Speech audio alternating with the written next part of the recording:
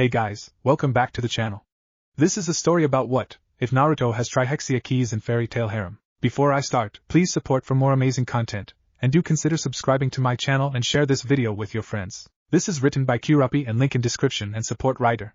Let's start the video. Chapter 1, Key of Wrath. The keys of the devil and the keys of God can grant a wish when all of them are found and collected by a single mage. Each keys has different powers and does not rely on their contractor's magic.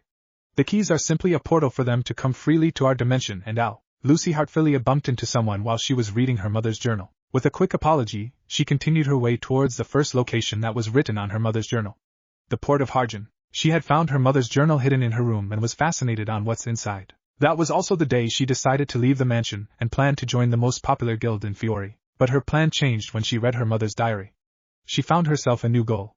To collect all the 14 lost keys of Earthland. She needed that wish to bring her mother back to life. She was determined that she will be able to locate all 14 keys, but her mother decided to be cryptic about it in her notes. It took her nearly a week to decipher a single location, and she was not sure about it. I hope that the key is here. Lucy sighed and entered the town of Harem. Harem is one of the Fiore ports and also one of its most beautiful old towns. The town is more prosperous and renowned in fishing rather than magic, because only 10% of the people in the town have the ability to use magic. It was still a mystery to her on why does her mother knows the location of these keys. Did she made a contract with a lost key before? She had so many questions in her mind that needs answers. She walked around the town and finally checked in a cheap hotel. With only 200,000 jewels in hand, she needs to budget it until she found a job. Come on mom, why do you have to make me solve these puzzles? Lucy groaned and let herself fall in the bed. A land rich in water and fish. A treasure hidden and can't be found. The good dealer holds a clue. She read the first clue again. It started to irritate her because she's not really good at this stuff. The good dealer holds a clue. Good dealer? Lucy was starting to have a headache again. What does her mother mean about the good dealer? There's like hundreds of people here that sells products and goods. She closed her tired eyes and tomorrow, she will begin her search for that good dealer. Lucy, I want to tell you something. Layla weakly reached for her daughter's hand. She was bedridden because of an illness that has no cure. What is it, Mom? I want you to be yourself when you grow up. Don't let this fortune cloud your mind and become someone I don't want you to be. Layla coughed and her voice started to get shaky. And Mom? Lucy's tears started to form in her eyes. I want you to follow your heart, and don't let anyone stop you from doing what you want. I have a gift to you. Find him and he will guide and protect you, my musim. Who is he, Mom? He was my. Layla stopped then smiled, while shaking her head lightly. He's a good guy, he'll make sure that you're safe. That was my wish. Layla suddenly felt sleepy and knew it was her time. Mom? Her voice cracked and her tears started to roll down her cheeks. Promise me that you will follow all the words I said earlier. I promise, Mom. I love you, musim. Layla gave her a smile before leaving the world of the living. Mom? M.O.M. Lucy sat up and breathing hard. She brought a hand and touched her cheek and realized that she was crying. I miss you, Mom. Lucy hugged her knees and cried. An hour later, she decided to leave the hotel and started to continue the search for the mysterious good dealer. She walked around town and asked every vendor if they knew about her mother. Being a Heartfilia made her a noble, so she decided not to reveal herself, and was just asking about information about Layla. Of course, all of the vendors she asked said yes. Being rich and influential makes you know all over Earthland. She made her last stop in a store called the Proper Grocer before retiring for today. She opened the store's door and heard the chime chimed. Ah. Welcome to my store, young miss. What can I do for you? An old man in the counter asked with a smile. I'm just here to ask if you know Layla Heartfilia. Lucy said while walking towards the counter. Layla Heartfilia. Of course. Of course. She's really popular. Before she passed away. I say. The old man squinted his eyes and looked at Lucy. You kinda looked like her. Is she your mother? The owner asked, making Lucy jump in surprise. And no. I'm just a mage curious about her. Lucy lied, but the owner raised a brow at her before turning around. Well, if you're not going to buy anything, then I'm not going to buy your lies. Lucy gulped and was nervous. She doesn't know what will happen to her if the people around the town hear that a Heartfilia is in town. Oh, okay, you got me. But I ran away from home, so I don't have any money with me. Shame. So why do you want to know more about your mother? The owner grabbed a small chest in the top shelf and placed it down in front of her. I'm looking for something. Do you know someone who has a nickname of the good dealer? She asked and hoped that the olden knew who he or she is. The old man scratched his chin. Nope, I don't know anyone with that kind of nickname. But I am a good dealer. The owner of the store laughed while Lucy frowned. She still had no lead on finding this good dealer. The old man stopped laughing. But I know a store with that name. Lucy's eyes widened and she smiled with excitement. Really? Where? Here. The old man grinned. This store was called the Good Dealer before. Layla-sama worked here before when she was at your age. And Mom worked here? Hi, she worked here for a year, then she left. The last time I saw her, she was in a wheelchair and gave me this small chest right here. This was my memory of her, but seeing that she's really your mother, then this is yours. He pushed it towards Lucy, who started to tear up from happiness. Tea, thank you. I haven't opened it up yet. So please look inside. I am curious as well. Lucy nodded and slowly opened the chest. Her eyes widened and fell on her knees when inside the box was a piece of paper. I was expecting the key, she muttered. The old man picked up the paper and read it. The water of life sprouts and people come to offer it gold. The top of it hold the key that I told. Great, another puzzle. Lucy sighed. Ah. I'm good at this. The old man said while grinning. Really? What's the answer in that puzzle? Lucy hoped that the old man got the right answer. A fountain. A what? A fountain. The water sprouting and people offering it with gold. It a wishing fountain where you toss a coin and make a wish. Lucy started to jump in happiness and hugged the old man. Thank you? Thank you? Thank you? The old man giggled perversely when his face touched her chest. No problem, Haim-sama. Lucy released the pervy old man and left the store. Thanks for everything, Ji-san. She's just like you, Layla-sama. The old man smiled. Now a fountain. Lucy was about to ask some people around her when she heard some talked about the salamander. She was a fan of that, said Mage, but the key is much more important right now. Shaking her head, she asked a random person in the street. Excuse me, where can I find the fountain here? I don't know, lady, I'm not from here. But have you seen a dragon around? The pink-haired boy with a white scaly scarf started to describe it for her. You know, big lizard that breathes fire. Before Lucy could ask if he's crazy or not, the strange boy quickly ran towards the forming crowd around the salamander. I would like an autograph from him, Lucy sighed before resuming her search. It took her 10 minutes to arrive at the park where a large fountain can be found in the middle. To her surprise, no one is around. She quickly removed her sandals and tried to reach above the fountain. Lucy blushed when she noticed that her shirt was getting transparent because of the water from the fountain. Need any help? A blue-haired man with a tattoo on his left eyebrow asked with a charming smile. Yes please. Lucy said while blushing in embarrassment. The name Salamander. He said with a smile that sparkled. The salamander, aka Bora, reached at the top of the fountain and grabbed a strange-looking key. This could sell well. Bora smiled wickedly. 2 birds, 1 stone. Here. Bora gave the key to Lucy and she thanked him. If you want to repay me, then how about I invite you to my grande party tonight? Bora winked and gave her an invitation card. I will. Thank you again. Lucy smiled as Bora took off with a purple flame. She looked at the key and it looks like a very scary key. It has a very demonic look and has a mixed color of black and chrome. I finally got it, one of the lost 14 keys. Lucy pumped her fist and gave a megawatt smile. Yes. After a long day, she returned back to the hotel and she was now sitting in the edge of her bed and looked very nervous. In her hand was the mysterious lost key. According to her mother's journal, the 14 keys are separated into 2 factions. Trihexia and Zion. A devil and an angel. She guessed that the key on her hand was a trihexia because of how demonic it looked. Should I try and summon it? Lucy gulped and took a deep breath. Okay, alright, calm down, Lucy, it's not like a huge demon or monster will come out. Right, an image of a large demon appeared in her mind, and it was so big that it destroyed the hotel and she had to pay for all the damages. She quickly backed out from summoning it and let herself fall to the bed. I should do it outside or something. Lucy yawned and closed her eyes. It was still 1 in the afternoon, and she has time to sleep till the party. I wonder what you are. After a few hours, she woke up and it's already near 7 in the evening. Oh no! I'm going to be late. Lucy panicked and quickly got off the bed and headed to the bathroom. She took a quick bath and wore a red dress and grabbed her keys. She looked back at the bed and saw the lost key. She hesitated to bring it, but she changed her mind and placed it in her purse. Lucy arrived at the location and was shocked to see a fancy yacht waiting for her at the dock. She could see many girls dressed in fancy clothes entering the yacht. This must be it. Lucy smiled and walked towards the yacht. At the entrance was a bouncer who's looking at the invitations. Invitation, please? Lucy took the invitation out from her purse and gave it to the bouncer. After inspecting it, the bouncer gave it back to Lucy. You may enter. Next, she arrived inside and was greeted by Bora. She later was led inside. I never got your name, beautiful. Yeah, it's Lucy. Lucy, huh?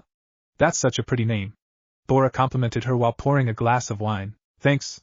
Lucy smiled but noticed something wrong with the smell of the wine. Don't you have to attend to the other girls? Lucy asked Bora. It's okay, I feel like drinking with you.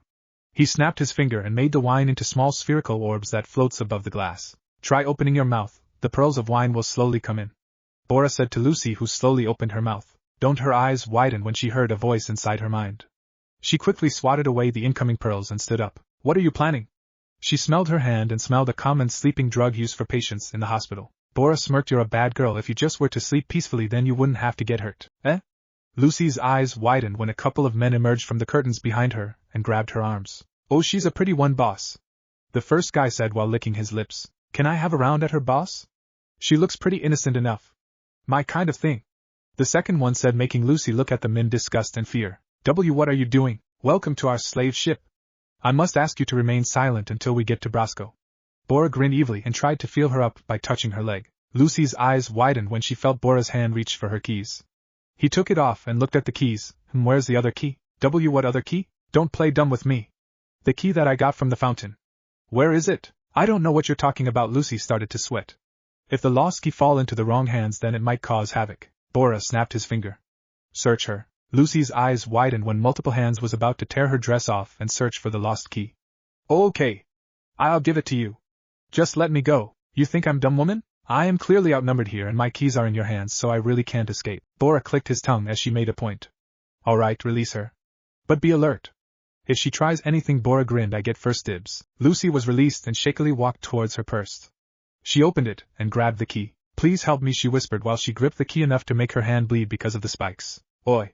What's taking so long? Bora shouted. Lucy turned around and made a swiping motion. Open. Gate of the devil. She screamed and a crimson pillar appeared in front of her. A gate key? Impossible. The design of that key is different from the celestial gate keys. Bora shouted as his men prepared for battle. With a huge gust of wind, the pillar died, revealing a blonde-haired teen with icy blue eyes. He's wearing a jacket with half-length sleeves, as well as a white button-down shirt underneath it, a thin red bow around his neck, and a pair of pants and sturdy boots. The outfit is overall black, with gold accents. The blonde devil glanced at her, then turned his attention back to these men. You look younger, Layla. He commented before flicking his wrist, creating a large explosion. The yacht almost tilted because of how powerful the blast is. The smoke cleared and the room, which is the captain's quarter, had a huge hole and all of his men inside the room disappeared. Next time summon me properly, he sighed and looked at Bora with cold eyes. I believe that's Layla Haim's keys. Here. Take it. Just leave and take the girl with you. Bora shouted while shaking in fear. He threw the keys at Naruto, who easily caught it with his hand. Well, let's go. Lucy gasped when the mysterious devil swooped her into his arms. Lucy blushed at that. Wait. There are still people here. This is a slave ship and the girls here are going to be sold off in Brasco. The blonde devil raised his brow, then looked at Bora. Fine. He stomped his feet and the yacht started to shake. Bora tried to hold on to something when his eyes widened in shock on what he saw outside the ship. A gigantic red fox-like creature with a humanoid body came out of the water and lifted the yacht. What are you? Just the devil. After a few steps, the town was panicking over the gigantic monsters coming to the port. Authorities have already called the Rune Knights and they are on their way. The giant fox had arrived and gently put the yacht down the ground before getting sucked inside the blonde devil.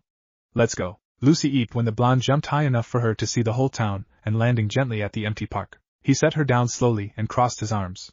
So you found an anti-aging spell or something? I'm not Layla, Lucy said, making the blonde tilt his head. Same presence, your breasts are the same size, brown eyes, blonde hair. Yep. Definitely Layla. Actually, I'm her daughter. My name is Lucy Hartfilia. I see. So you're my new contractor? He said as he materialized a chair out of thin air and sat on it. Lucy's eyes widened in amazement when she saw that. Cool. My name is Naruto Sathanas, and in your hand is my key.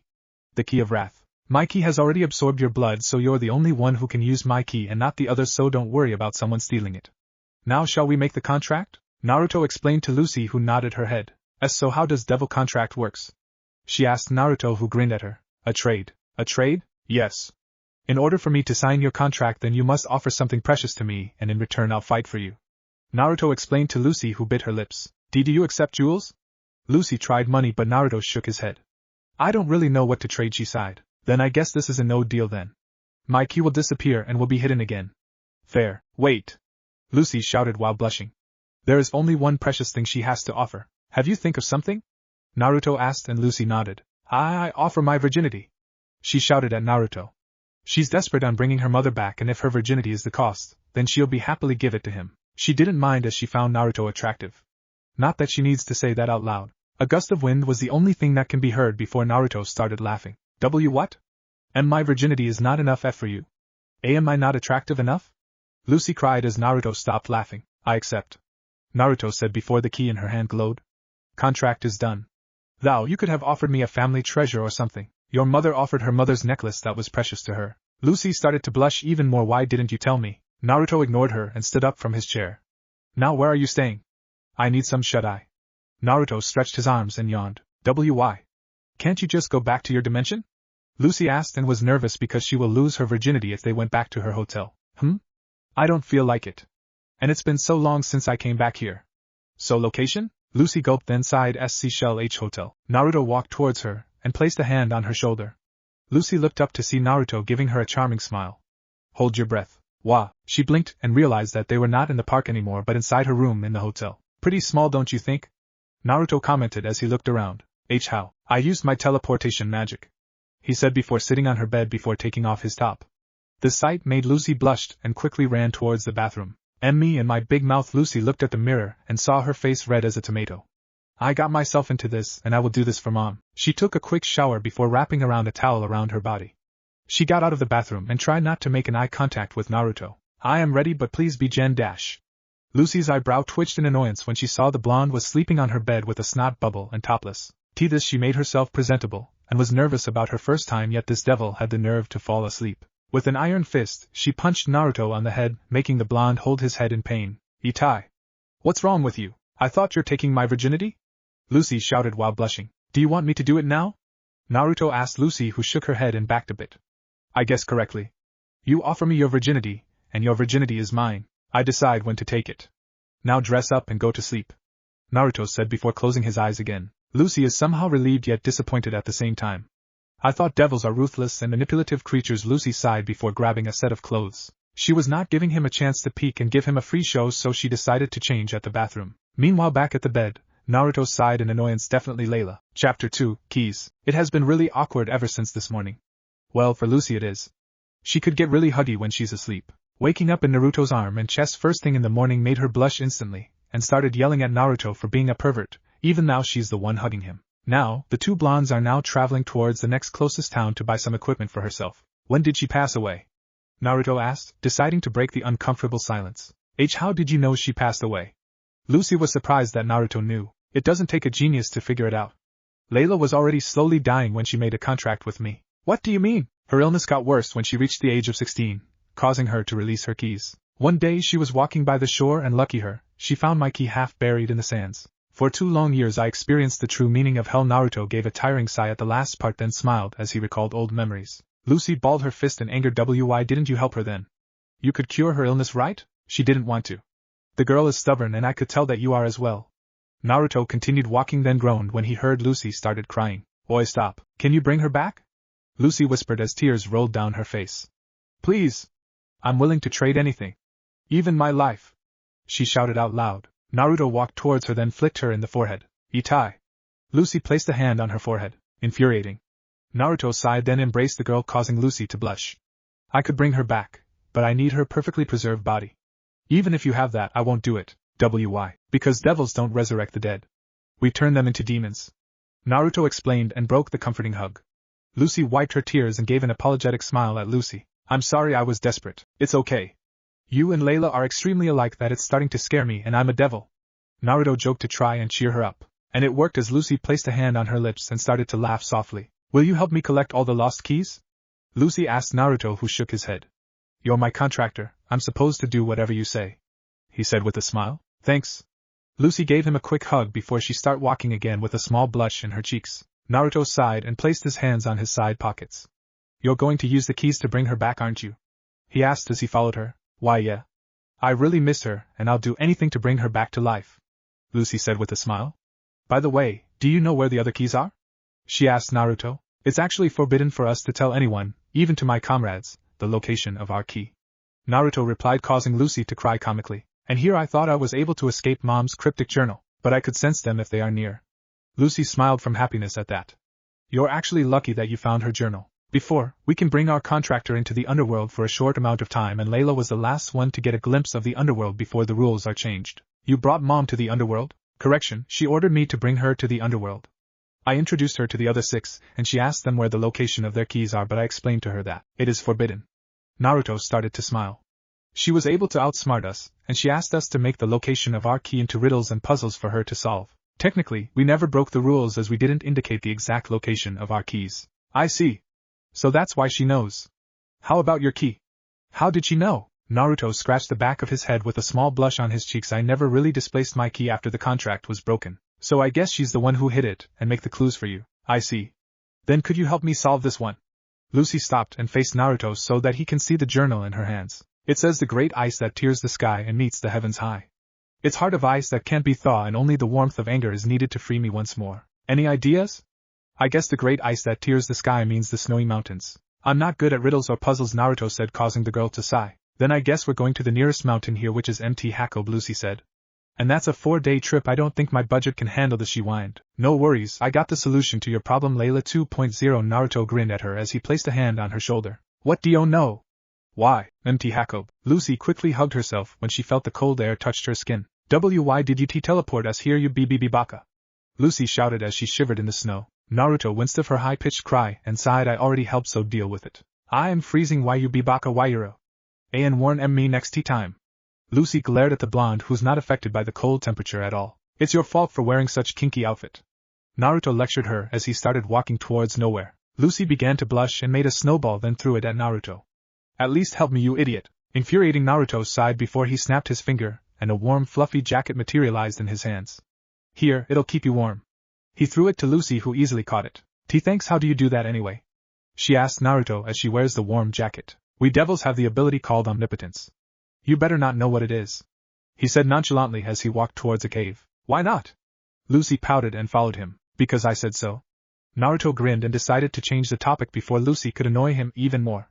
What do you know? I sense a key nearby. Lucy's eyes widened and gave a huge smile. Really? She can't believe her luck. 2 keys in 2 days. But I really can't pinpoint exactly where. I guess we're exploring inside.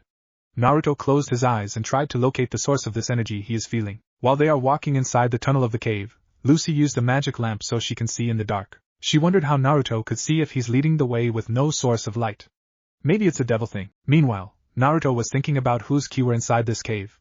His train of thought stopped when he saw a light in the distance. It's coming from there. Then what are we waiting for? Let's go! Lucy shouted in excitement as she ran past Naruto and towards the exit of the tunnel. What she found on the other side made her regret her decision. A huge Balkan was dancing around an ice pillar. The Balkan stopped and looked at Lucy. Hot woman! The Balkan charged at Lucy with hearts in its eyes. Kaya! Before the Balkan could even reach for Lucy, it was punched in the face by Naruto and hit the pillar, causing it to shatter into pieces, then finally hit the wall. The punch was so strong that it created a large crater on the wall. TSK, such weak beings. Naruto scoffed and walked towards the now broken pillar. Lucy was still processing the things that had happened within a second. Thanks, she murmured to her blonde summon. I would be useless if I can't even protect my contractor, Naruto said while he picked up a piece of a broken ice, and inside was a black key with rose-colored highlights. Here, catch. Naruto tossed it to Lucy, who stumbled a bit but finally caught it with her hands. Wow, whose key is this? She asked Naruto. Lust. Naruto felt goosebumps just by saying her title. But don't summon her yet. Lucy raised a brow at Naruto. He sounds so desperate. You don't have anything to trade yet, right? So let's play safe. I mean, I'm doing this to protect you, you know. Lucy blushed and nodded. Alright, but what key? Wait, her? So a female devil? Naruto gulped and pointed at the down Balkan. Look, a distraction. The Balkan who glowed then turned into a human. At that point, Naruto thanked his luck. He doesn't want to talk about her. It's infuriating. Oi! Macau! Are you here? A boy with pink hair shouted as he entered the cave. Naruto stood in front of Lucy and prepared himself. Careful, Lucy, he's not human. Lucy tilted her head and realized that it was the stranger who she asked in Harjan. She placed the piece of ice in her purse, then walked towards the newcomer. Hey! You're the girl in Harjan. Natsu grinned at Lucy. Hi! My name is Lucy. Is this guy your comrade? Lucy pointed at the wall where an unconscious man was lying in the rubble. Ah! You found Macau. Thanks. And my name is Natsu Dragneel. Natsu grinned and started walking towards Macau. Naruto walked towards Lucy and still being cautious towards the pink-haired boy. Calm down, will you? Lucy whispered to Naruto. He's the great salamander. She tried not to get excited and asked him about his magic. I really can't lower my guard. Oi! Wake up! Natsu shouted at Macau boy. He's knocked out cold. Lucy's sweat dropped and decided not to tell the event that has happened earlier. Her eyes caught something in his arm. A fairy tale? Natsu looked at Lucy, then gave her a toothy grin. The one and only. See, can we join? Lucy's fangirl mode has been activated. Sure! You and that guy over there can join. Naruto sighed as he really can't do anything. If Lucy is just like her mother, then all her words are always final. Lucy then hugged Naruto out of joy. Yada! I'll get to be a member of one of the best guilds in Fiori. Lucy squealed, then she started to blush when she realized that she was hugging Naruto. Oh! Are you two lovers or something? Natsu decided to ask. We're not! Lucy shouted as she pushed Naruto away. Naruto pinched the bridge of his nose while shaking his head, so infuriating. Stop saying that all the time. Lucy shouted out loud. Magnolia. Ah! We're finally here. Lucy said in excitement as she looked around the peaceful town. It has been an exhausting 5-hour trip, and being with Natsu in the carriage made it only worse because of his motion sickness. It's getting dark, Lucy. I suggest that you find us a suitable place to sleep in. Naruto suggested. You can join the guild tomorrow. Oh yeah? She turned to Natsu and bowed her head. I'm sorry, but like he said, we need to find some place to stay. Natsu grinned and nodded. Sure, just ask the people around and they'll know where's our guild at. Thanks again for saving me. The now awake Mikao thanked the two blondes. It's nothing. Lucy smiled kindly at Mikao. Let's get going then. Naruto started to walk away from the group, clearly wanted to get some shut-eye. Mao, what's his problem? Lucy pouted, then she noticed Mikao smiling at her. Lovers quarrel? We're not lovers. Lucy blushed, then quickly ran after Naruto. They'll be a great addition to the family, eh? Mikao said to Natsu, who nodded. Yeah, and that tall blonde one. I can tell he's strong. Can't wait to kick his ass tomorrow. Back at the two blondes, Lucy was balancing herself in a low barricade. Why are you making that face? Lucy asked Naruto, who looked at her funny. What face? That face. Lucy jumped down and pinched his cheeks. You look like you lost or something. Naruto looked away, but did nothing about her hands tugging his cheeks. It's because he's a demon resurrected by pride. Lucy removed her hands on his cheeks. A demon? She asked, and Naruto nodded at her. But he looks like a normal human being. Appearance can be changed when they know their potential, or power. Otherwise they will look like a normal human. Naruto explained, then sighed. Me and Pride had a little competition going on before. What was the bet? Lucy looked very worried. The look on his face earlier looked like he experienced great pain in the past. It's pretty much of the first who can turn a human into a demon wins kind of thing. We can't turn them into demons in our will. We need our contractor's approval to revive someone. Long story short, I lost, and the punishment is Naruto placed a hand on his left wrist, and looked like he was reminiscing about his past. Naruto looked at her straight in the eyes, telling her that he's dead serious. Lucy blushed at his captivating blue eyes. Those beautiful blue eyes of his. A slap on the wrist. Eh? Lucy's left eye started to twitch. I was worried for nothing, Baka. Smack. Lucy smacked Naruto in the head, causing him to let a small cry of pain. You don't understand the pain of being slapped in the wrist. Naruto shouted. Urusai. After a small argument, they finally found an apartment. Problem is that her apartment is only fitted for one person and not two. Let's get some sleep, Naruto yawned. He took off his top and walked towards Lucy's bed. No. Lucy pushed Naruto, then blushed when her hands felt his pure muscled chest. Why you take the sea couch this time? Why? Naruto asked, earning a glare from Lucy. Don't you know that boys and girls can't sleep in the same bed? But we already did. That doesn't count. Naruto sighed in annoyance and headed outside her room. Infuriating. He muttered before leaving the room completely. Lucy glared at the door before sighing completely. That stupid devil. She grabbed her purse and took out a chunk of ice that has the key inside it. She was amazed that the piece of ice has not melted yet. Lucy wanted to break the ice to inspect the key closer, but she doesn't have the materials to do so. Lucy got up the bed and walked towards the kitchen with the block of ice in her hand. Meanwhile, Naruto grunted when he started hearing loud banging and metal clacking coming from the kitchen. He sat up with an annoyed look on his face and walked towards the kitchen, where he found an extremely tired Lucy who's trying to break the ice with the tools available in the kitchen. Could you keep it down, Lucy? Naruto deadpanned. Lucy was about to tear her hair off her head and Naruto was not really helping. What kind of ice is this? She shouted from frustration. Some tools around her was badly damaged and bent, yet the block of ice did not shatter. If I break the ice, will you let me sleep? Naruto groaned at Lucy, who threw the ice at him. With his fast reflexes, he caught it with his right hand, and to Lucy's shock, the ice shattered once it come contact to Naruto's hand. Here, just don't summon her. She's very infuriating like you, he said before tossing the key at Lucy, then leaving the kitchen and back to the sofa. Are you sure you're not Sloth? Lucy sighed and looked at the key that was in her hands. It was a beautiful metallic key. Unlike Naruto's key, this one was smoother, and the only sharp edge was the tip of the key that has a tribal heart design. The glowing rose-colored outline was a perfect match for the chrome. She smiled happily when she's 12 keys away from reviving back her mother.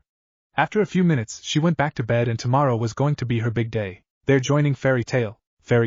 A stoic Naruto and an excited Lucy was waiting in front of the guild. They were standing there for about 2 minutes now, and Naruto was itching to question her about entering or not. Let's go in. Lucy calmed herself as she was extremely nervous. She slowly opened the door, and her eyes widened when Naruto quickly appeared in front of her and swatted away an incoming chair. The brawl was still going, not caring about who's entering or who's inside the guild. He looked back and saw Lucy started fangirling on some mages inside the guild. Look, Naruto. That's Kana Alberona. Lucy pointed at a brunette drinking a glass of wine. She's the biggest drinker in Fairy Tail. Naruto sighed and pinched the bridge of his nose. Unlike Layla, who liked traveling alone, Lucy will drag him in this guild with her. Newcomers. A white-haired mage stopped dead on her tracks when she started to hear whispers in her head. Kaya! Look, Naruto! It's Mira Jane! Lucy started hitting Naruto from excitement. Meanwhile, Naruto looked Mira with interest. He could sense some conflict inside her. Mira was trying to keep calm as the voices in her head was shouting at her to claim the blonde male in front of her. Getting a strong headache, she dropped the plate that she was holding, but Naruto caught it. Mira's eyes widened when she got a closer look on Naruto's face. For some reason, she's getting attracted to Naruto. Mira-san. Are you okay? Lucy ran towards the white-haired mage who gave her a smile. Yes, sorry. Just a headache. Mira frowned again when the whispers in her head started to get louder. Claim him. Make him ours. Tear his clothes and ravage him. Mira clutched her head, trying to stop the voices in her mind. This was the first time it happened to her. Naruto. Let's take her somewhere quiet. Maybe she needs air, Lucy said with a pleading look. The brawl was still ongoing and no one noticed them take Mira in the storage room. Mira-san. Lucy frowned when Mira started to mutter something while she was lying on the floor. What's happening to her, Naruto?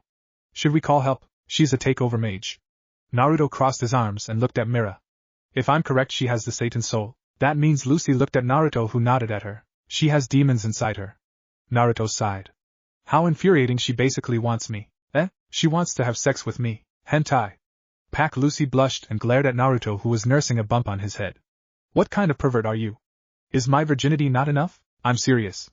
The demons inside her wants to mate with me. They tend to be attracted to the superior beings. Naruto explained. Mira can't hear them as the whispers was too loud. Please stop, make it stop, Mira cried. Naruto sighed and walked towards Mira.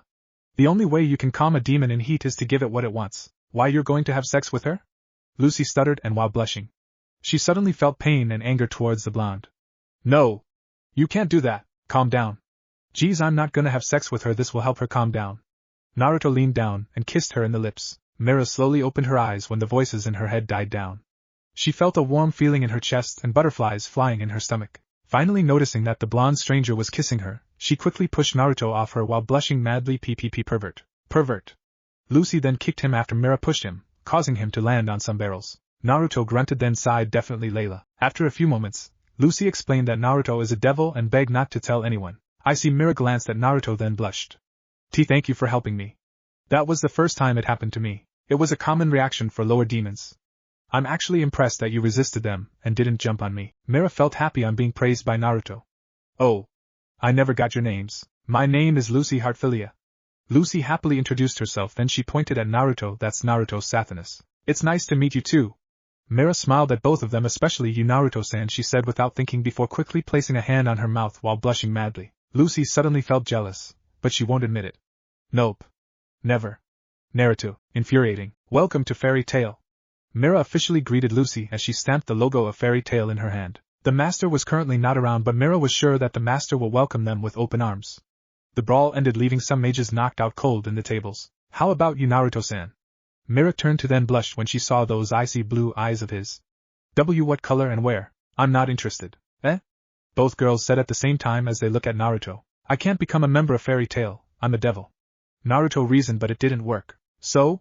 It doesn't matter if you're a devil or not. You're joining Fairy Tail and that's an order. Lucy shouted at Naruto. Naruto smirked and shook his head. Definitely, Layla. Alright. Naruto removed his jacket, then took off his shirt, causing both Mira and Lucy to blush. Why am I blushing?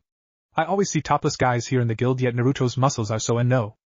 Stop, Mira. Mira shook her head and tried to focus on humping air, stamping Naruto. In my left chest and make it red, please. Mira quickly stamped Naruto's chest, then quickly turned around to hide her blush and placed the stamp back to the box. Welcome to Fairy Tail. Naruto looked at Lucy, who was still ogling unconsciously at his chest. Staring is rude, you know, he said before putting back his shirt on, then his jacket. Lucy started to blush and faced the other way as staring? Who's staring? You should be more honest to yourself. He sighed. Oi, Lucy. There you are. A pink-haired mage walked towards the bar and noticed Lucy's hand. You're officially a member. That's great. We should celebrate by doing a job. Natsu grinned at Lucy, who smiled at him. We would love to. Then let's go. Natsu dragged Lucy out of the guild, leaving Naruto behind. Are you going to catch up to them, Naruto-san? Mira asked the blonde. I could always teleport to Lucy when she needs me. I'll let her enjoy her first mission. Mira smiled before offering him a mug of beer. Do you drink? Alcohol won't work on me, but sure. Naruto accepted the mug and drank it. So about earlier, Mira began with a blush. Why, you tricked me, Lucy sighed in annoyance. She discovered that the person they are going to steal from is a perverted old man who is recruiting blonde maids. We're already here. Natsu grinned as he walked towards the entrance of the town. Oh yeah, where's that Naruto guy? Natus asked, making Lucy turn pale. I forgot about him. Lucy panicked before grabbing Naruto's key before turning around and whispered, open. Gate of Hell, Wrath. Naruto blinked as he appeared while holding a mug of beer in his hand. You know, you could just told me telepathically instead of force summoning me. I didn't know that. Lucy cried at Naruto, who just scratched the back of his head. I forgot, I guess? Baka. Natsu turned around and looked at Naruto. Oi. There you are. Natsu grinned at Naruto. After this mission, want to spar? Sure. He said before being dragged by Lucy. Can you go talk to the client, Natsu? Me and Naruto need to do something. Naruto was dragged inside a clothing store and now was waiting for Lucy to come out of the changing room. This is so cliché, Naruto murmured while he rested his chin on his left hand. A few minutes later, Lucy came out wearing a maid outfit with a very short skirt, and her hair is now done in pigtails. Naruto gained a mild blush and looked at the floor. Yeah, that looks good, let's get going. He quickly said before standing up and dragged Lucy to the counter. Wait. Let me change back first. Lucy blushed when the people inside the store started looking at her. They finally meet at the front of the mansion, while hiding in the bush. Nice outfit, Lucy. Natsu gave her a thumbs up. He thinks I'm kinda nervous about this. Naruto placed his hands on his pockets and walked towards the gate. Wait, Naruto. What are you doing? Lucy whispered loudly at Naruto. I'm going to scout the mansion, just tell me if you need help. He said before walking through the gate like it was not there. Whoa. How did he do that? Natsu asked Lucy, who just sighed. Naruto was walking inside the mansion and towards the mysterious energy he was feeling. He didn't tell Lucy yet, but he could sense a key inside this mansion. Stopping on his tracks, he heard the doorbell, meaning that Natsu and Lucy was standing now outside. He looked up and saw an ugly man walking towards the stairs surrounded by ugly maids. Naruto ignored them and teleported upstairs towards a locked room. Like he did to the gate, he went through it and saw a safe inside.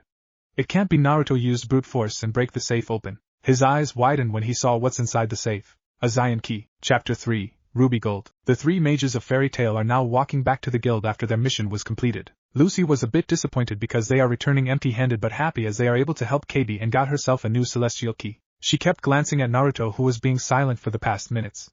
Tugging on his sleeves, Naruto looked at her. Penny for your thoughts? Lucy asked with a smile. I need to show you something when we return back to the apartment. What is it? She asked Naruto, who decided to ignore her, causing her to pout. Naruto. What? Carry me. Naruto stopped walking and looked at her feet. They seemed to be functioning. Urusai. Now carry me. Lucy huffed, then made an each sound when Naruto suddenly scooped her in his arms, bridal style.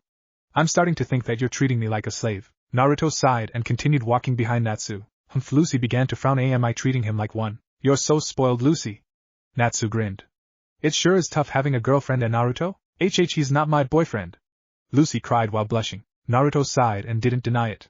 She's my Oja-sama. I have to do everything she says. Even if it's infuriating. Lucy's face started to burn from embarrassment. Baka. What are you saying? I don't get this romance stuff. Natsu said while grinning. Don't you have someone special before? Lucy asked Natsu. Well, everyone in the guild is special to me. They're family. Natsu answered. That makes you part of the family too, so you guys are special to me. Thanks. Lucy smiled at the pink-haired mage. But it's not what I meant. I mean like a special girl. You know, someone you really like more than a friend. Natsu think about who's someone special that he liked more than a friend. Ah. It's Lee-sana. She's more than a friend. I guess? I mean she's special and she's my best friend. That's more than a friend, right? Really? So where is she?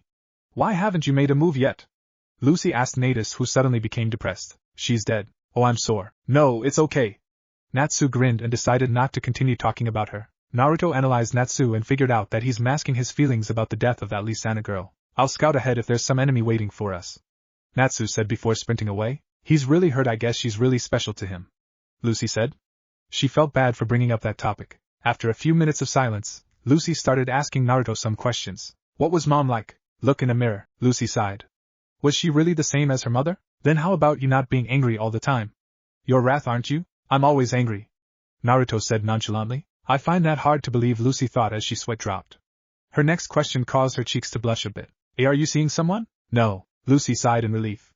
Why am I happy all of a sudden? Naruto stopped walking when he spotted someone fighting in a distance.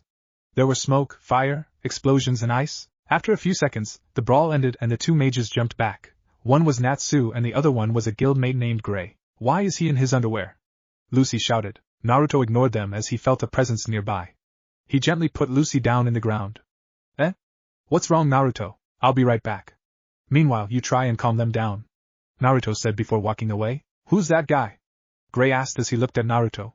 And who's she? If your brain wasn't frozen all the time, maybe you noticed them join the guild yesterday. Natsu shouted while glaring at Gray. You wanna go flame brain? Bring it, Ice Princess. Lucy's sweat dropped and sighed. This is infuriating, damn you, Naruto. Now you got me saying that word. Naruto was watching a group of mages in the shadows. They were talking about being hungry and tired, but what caught his attention was the word lullaby. It sounds familiar, but he really can't remember where he heard it the first time. Snapping his finger, the group of mages dropped on the ground while snoring loudly. That should do it, he said before teleporting to Lucy's nearest position. He was surprised that he appeared in front of the guild. He estimated that they needed to walk 30 more minutes until they reached the guild. I wonder what's the hurry, but before he could enter the guild, someone pushed him aside. Urza's back. A guy with orange hair shouted inside the guild. Naruto felt something familiar about that boy, but he never bothered to think about it. He looked back and saw someone walking towards the guild while holding a large horn with one hand. Urza stopped when she saw the blonde devil standing in her way. What business do you have with the guild? Naruto didn't answer and just looked at Urza with a stoic face. After receiving no response from the blonde, she decided to glare at him. Move or face the consequences. This lasted for a couple of minutes until Naruto looked away with a small blush on his cheeks. Kawaii. Urza slowly blushed at the unexpected compliment. I am flattered by your compliment, but if you have no business here in the guild, then I ask you to move aside. Sure. Naruto moved aside and started walking towards the middle of the town where their apartment was located. Urza watched the blonde walk away. Her cheeks are still red from Naruto's compliment. She expected a duel between them and test his strength against her. Shaking her head, she entered the guild. Fairy Tail was misbehaving while she was on a mission, and they must be scolded. Apartment. Naruto was sitting at the sofa while looking at the Zion key. He knew some of the angels, but he's not familiar with the designs of the key, so he was curious on whose key is this. He placed it in the table in front of him and crossed his arms. The door opened, revealing a tired-looking Lucy. Where were you, Naruto? She groaned while walking towards the sofa and sat next to him. She noticed something shiny in the table, and when she looked at it, it was a Zion key. Unlike the trihexia keys, which are chrome, this one is gold. A key? Where did you found it? Lucy grabbed the key and inspected closer. Back at the mansion. It was hidden inside a safe. Naruto replied while he crossed his arms. How do you summon this? Lucy looked at Naruto. Do you guys have the same process on making a contract? Naruto shook his head. As far as I know, they don't do trades. Lucy gulped and looked at the key. Should I try making a contract now? Naruto just shrugged at her. Your decision. Yeah? You're not against me making a contract to an angel? Are you guys like natural enemies? Lucy asked Naruto, who looked at her funny. Who the hell told you that? Everyone knows that. You know, good versus evil? Light versus dark? Lucy told Naruto, who looked at her with a deadpan expression. You think I'm evil and dark? Lucy quickly shook her head and no. I mean, we've been together for like 3 days, Naruto continued. Alright. I'm sorry. Lucy cried at the blonde. I didn't mean to. Naruto started laughing, making Lucy look at him, confused. I'm just kidding, Lucy. Lighten up a bit. Baka. Lucy had small tears in the corner of her eyes. She thought that she really hurt Naruto. She raised her fist to hit Naruto but decided not to. I thought I really offended you. Naruto smiled and placed a hand on her head. Don't worry about it. You can call me names, beat me, everything you want, and I won't get mad at you. Lucy began to blush at his words. Why? Because I'm a devil and you're my contractor, he said before removing his hand away from her head, causing the girl to pout. To be honest, I was Layla's stress ball. Naruto sighed. It was very infuriating. Lucy giggled at that. Nah, Naruto. Thanks. She gave Naruto a hug before punching him softly in the stomach. That's for kissing Mirasan. Naruto sighed and broke the hug. If you want me to give you a kiss, you just have to ask. You don't have to be jealous. Jay jealous? I'm not jealous. And who would kiss you? Lucy said while blushing. Layla kisses me every time, Naruto said, making Lucy's eyes widened in shock. Why, you kissed her? Correction, princess. She's the one who kisses me. Lucy bit her lower lip. Then fine. Kiss me. She closed her eyes while thinking about what it would feel like to be kissed in the lips. Will it be like in the novel she reads? She really can't wait to find out as she leaned forward. Lucy puckered her lips, then she felt someone kiss her forehead. There. Happy? Now summon the angel and make the contract. Lucy blushed and glared at Naruto. Meaning she took a deep breath and stood up from the sofa. Here goes nothing. She did a swiping motion. Open! Gate of heaven! They both shielded their eyes when a burst of light exploded inside the room. Lucy slowly removed her arms and her eyes widened when she saw an extremely beautiful woman floating in front of her. She's wearing a white toga and behind her was 12 beautiful white wings. She has a long curly blonde hair and on top of it was a white glowing halo. She also has a voluptuous figure that can rival anyone in the world. Hello? My name is Gabriel, one of the great 4 seraphs, and the angel of diligence. Gabriel gently landed in the carpeted floor. Such nice grass you have, she commented when her feet touched the carpet. Ayano, that's a carpet, Lucy said to Gabriel, who tilted her head at her. She's so beautiful. Ah. Sorry, it's my first time being summoned here in the human world, so there are many things that are new to me. Lucy looked at Naruto, who was looking away, trying not to look at the angel in front of them. Another blonde, infuriating, he muttered. My name is Lucy Heartfilia. It's nice to meet you, Gabriel. Ano, can we make a contract? Lucy asked while being slightly nervous. Ah, yes. Of course. Let's start the ritual. Gabriel clapped her hands and hovered towards Lucy. Close your eyes, Lucy. Lucy did so and felt a finger touched her chest. She suddenly became really warm and calm. Like being hugged by her mother in the cold nights. She opened her eyes and found Gabriel smiling at her. I looked into your heart, and it was pure your determination to bring back your mother, and your growing feelings too. Naruto, could you please leave the room for a second? She nervously said before dragging the blonde devil outside the room. She shut the door and locked it. Lucy could hear Naruto muttered infuriating before sighing loudly. I'm sorry, please continue. She bowed her head to the angel, who giggled at her. You don't need to do that, Lucy. You are my contractor now, treat me like your friend. As I said earlier, there's no darkness in your heart. Only sadness, sorrow, love and joy. Only those who has pure and good hearts can make a contract with us. Lucy smiled at Gabriel. Thanks, Gabriel. Are you both done? Naruto poked his head through the door like it was a hologram. Oh my, I forgot about you, little devil. Gabriel smiled sweetly at the blonde in the door. That's not a problem in our contract, right? Lucy asked Gabriel, who shook her head. It is not. Actually, I am interested about him. Gabriel floated towards the door and extended her hand to reach Naruto. Likewise, Naruto inched back every time her hand reaches 12 inches away from his face. Lucy just watched the scene with a little pang of jealousy but did not interfere. Naruto's head was finally behind the solid door before a hand grabbed his jacket and pulled him inside the room. You don't need to be shy, little devil. Do I look like little to you, ditzy angel? Naruto deadpanned. A little hot-headed you are. Now tell me thy name, Naruto. Now go back to your realm or something. Naruto said before walking towards the sofa and lied down. He closed his eyes, wishing that the beautiful angel goes back to her world. Gabriel flew towards Naruto and hovered above him. I think not. I finally have my first contract, and I would like to explore this world. Infuriating.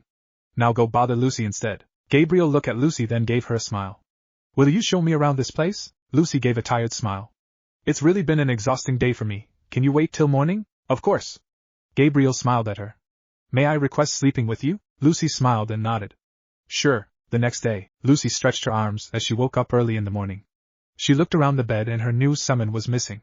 Where is she? She got up from the bed and walked towards the living room, and she spotted Gabriel sleeping soundly on top of Naruto. Her eye twitched in annoyance and jealousy. Gabriel moaned slightly when Naruto's hand groped her butt cheek. What the heck are you guys doing? Her shout woke both blondes that are sleeping in the couch. Oh, Lucy-sama, good morning. Gabriel got off Naruto and flew over to her. Naruto sat up in the bed with an annoyed look and a bit of a blush on his cheeks. I thought I was hugging a soft pillow, he muttered. He felt at peace last night, and the warmth of the pillow on top of him was relaxing. Why are you sleeping with Naruto? Lucy asked Gabriel, who just smiled at her apologetically.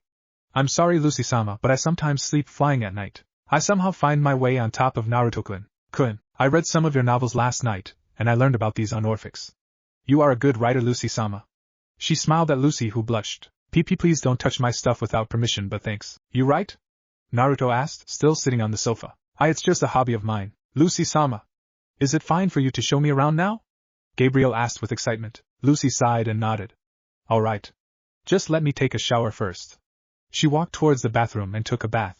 Meanwhile, both godly beings are now staring at each other. One annoyed and one filled with excitement and joy. You should smile more, little devil. Bite me. Gabriel tilted her head as she wondered about Naruto's choice of words.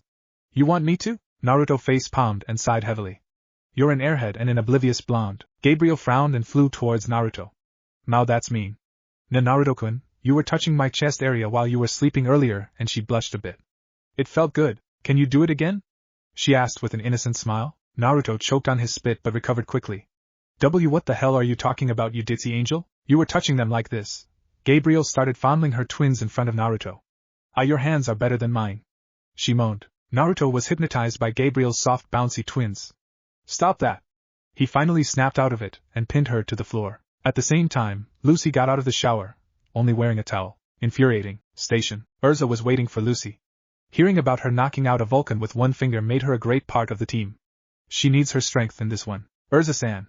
Lucy jogged towards her. I'm sorry I'm late. She bowed her head slightly. It's okay. Urza smiled and looked back to the two mages she brought with her. Lucy looked at Natsu and Gray, who looked like they were best buddies for life. Do you mind if I bring some company?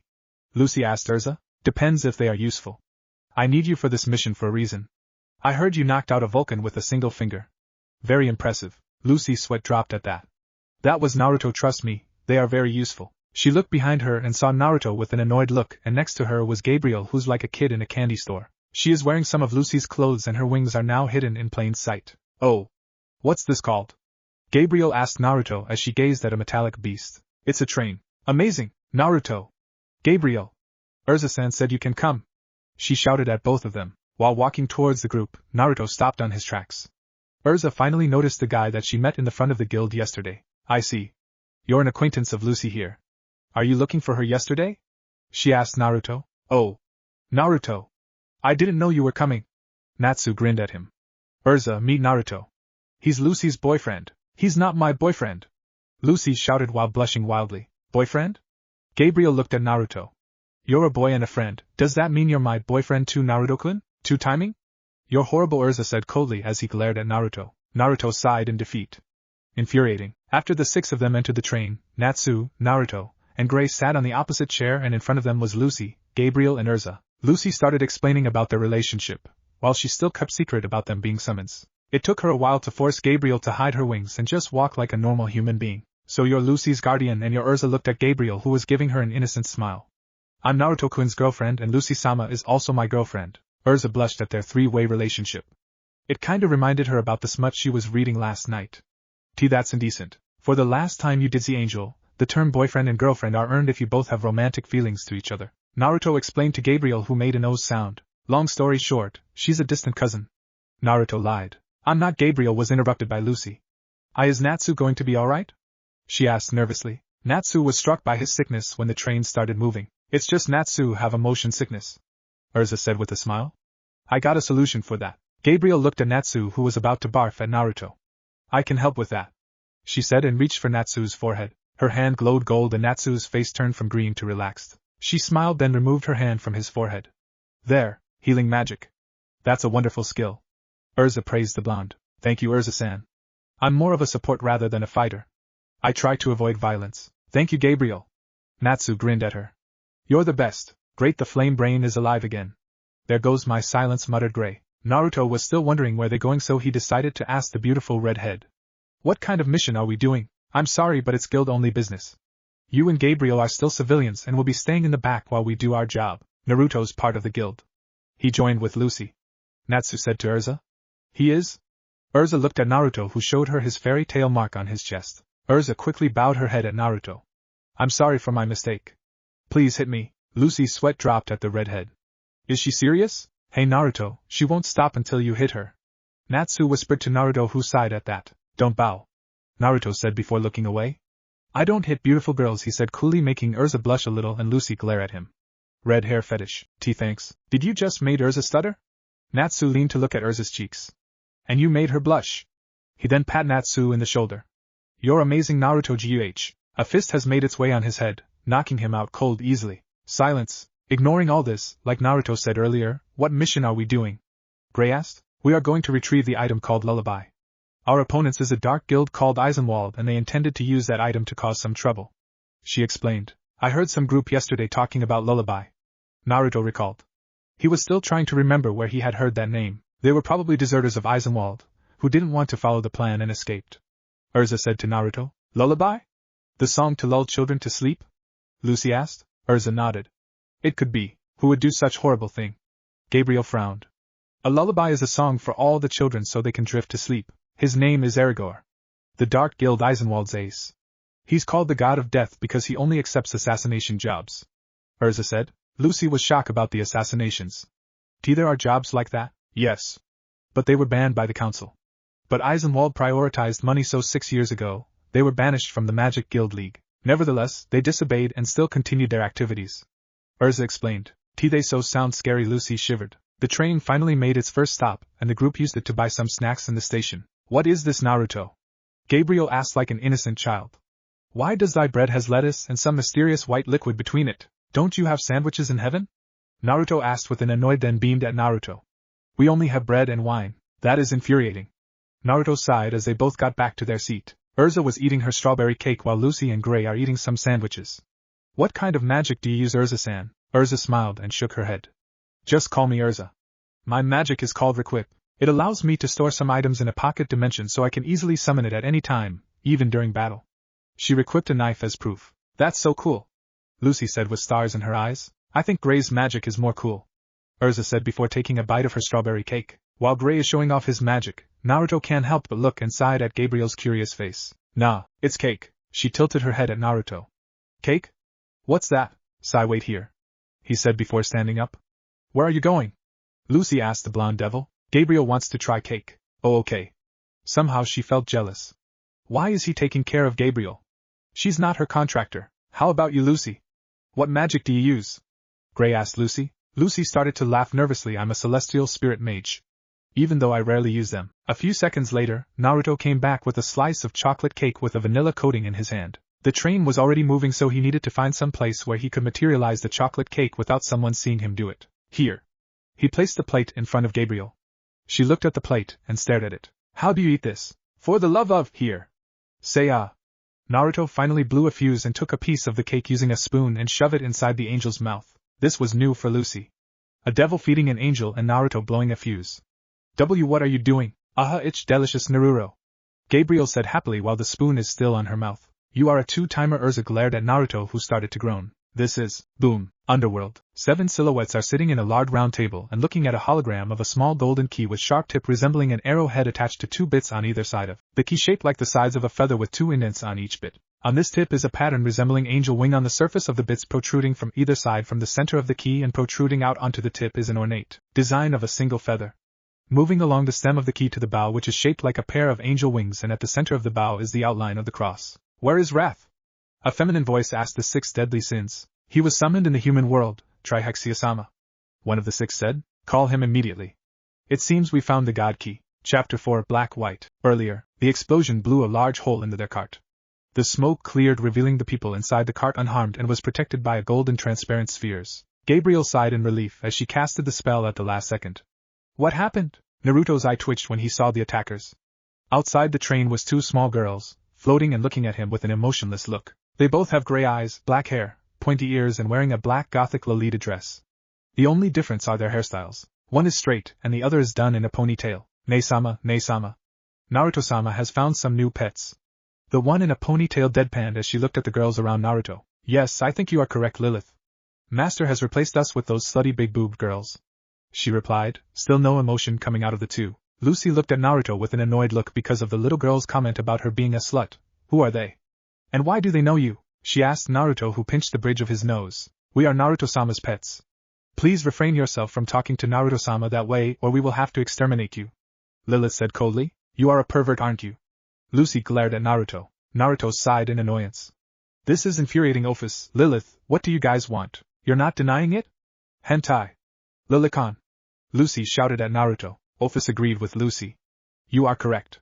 Master is the lowly master. Naruto groaned and starts explaining. If you define a pet is something that you take care of.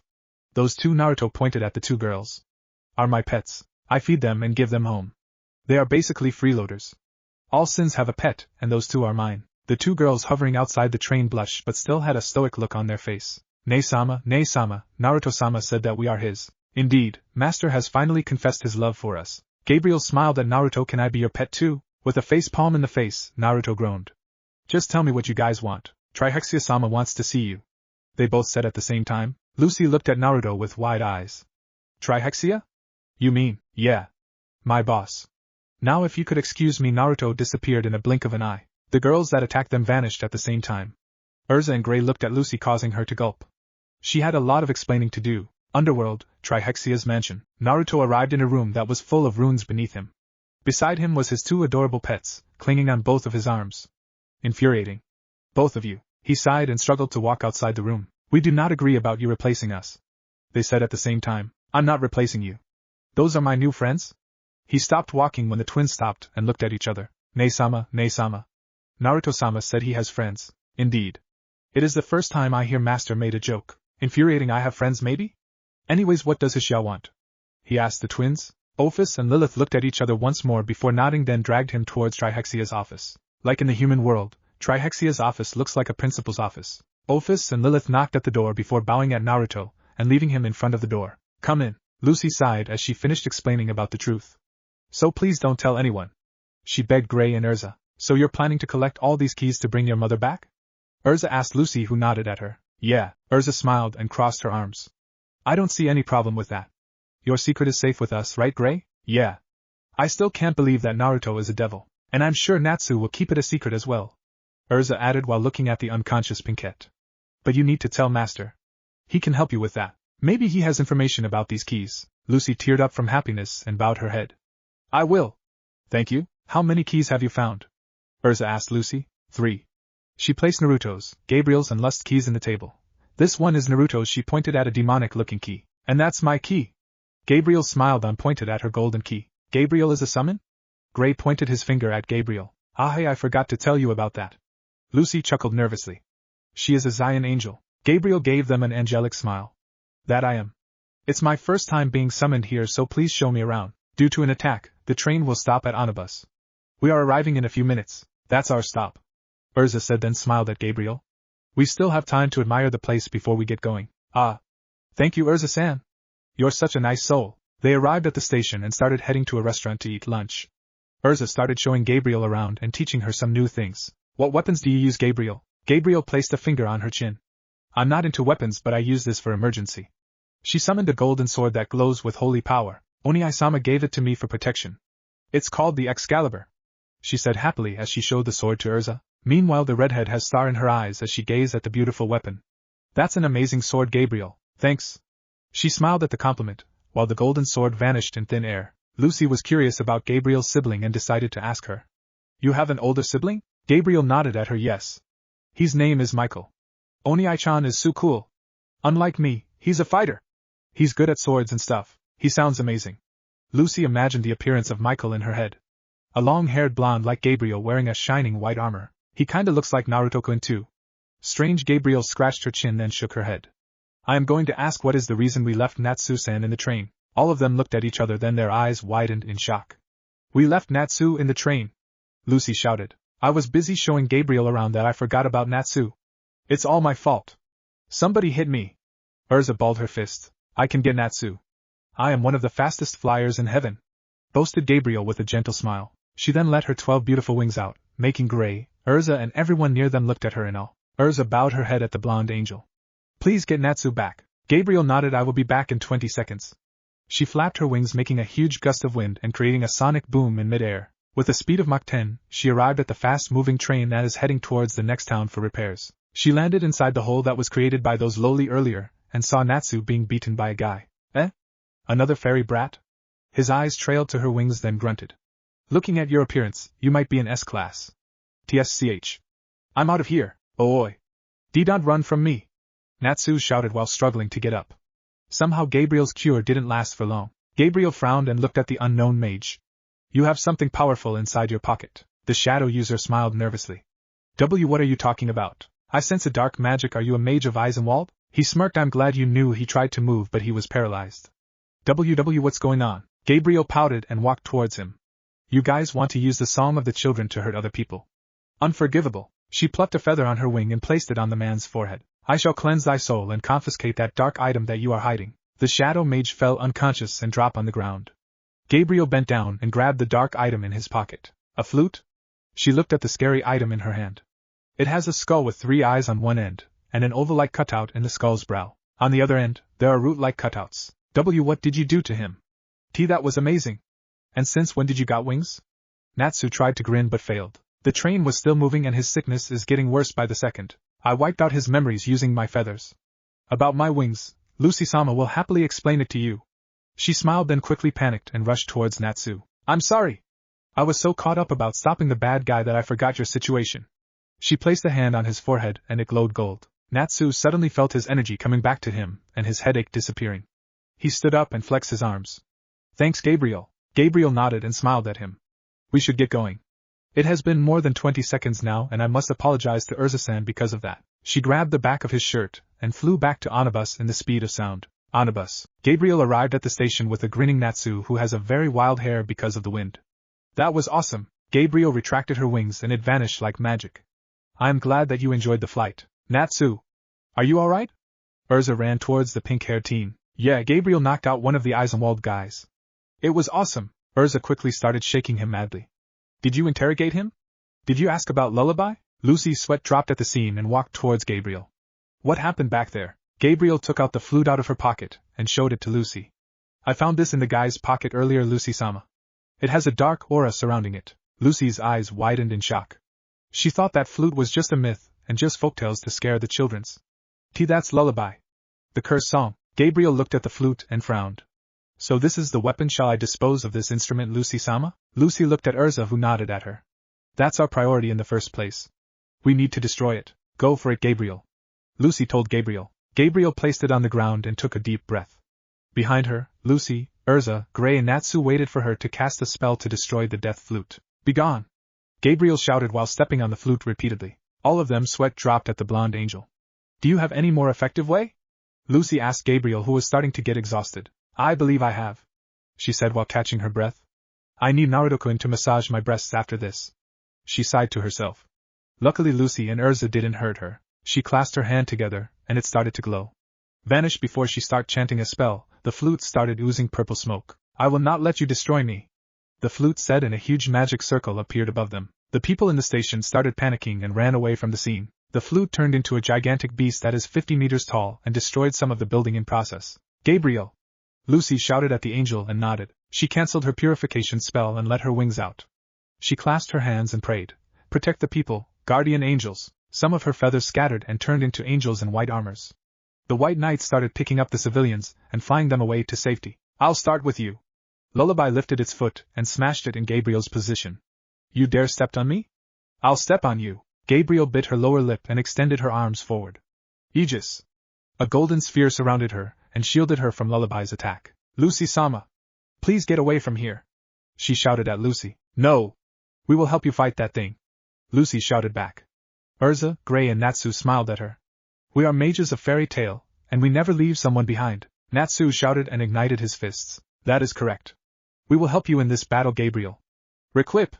Urza requipped in her Heaven's Wheel armor. Gabriel managed to give her a smile. You looked like an angel, Urza-san. Enough talking. Lullaby quickly blew a tune that paralyzed them except for Gabriel.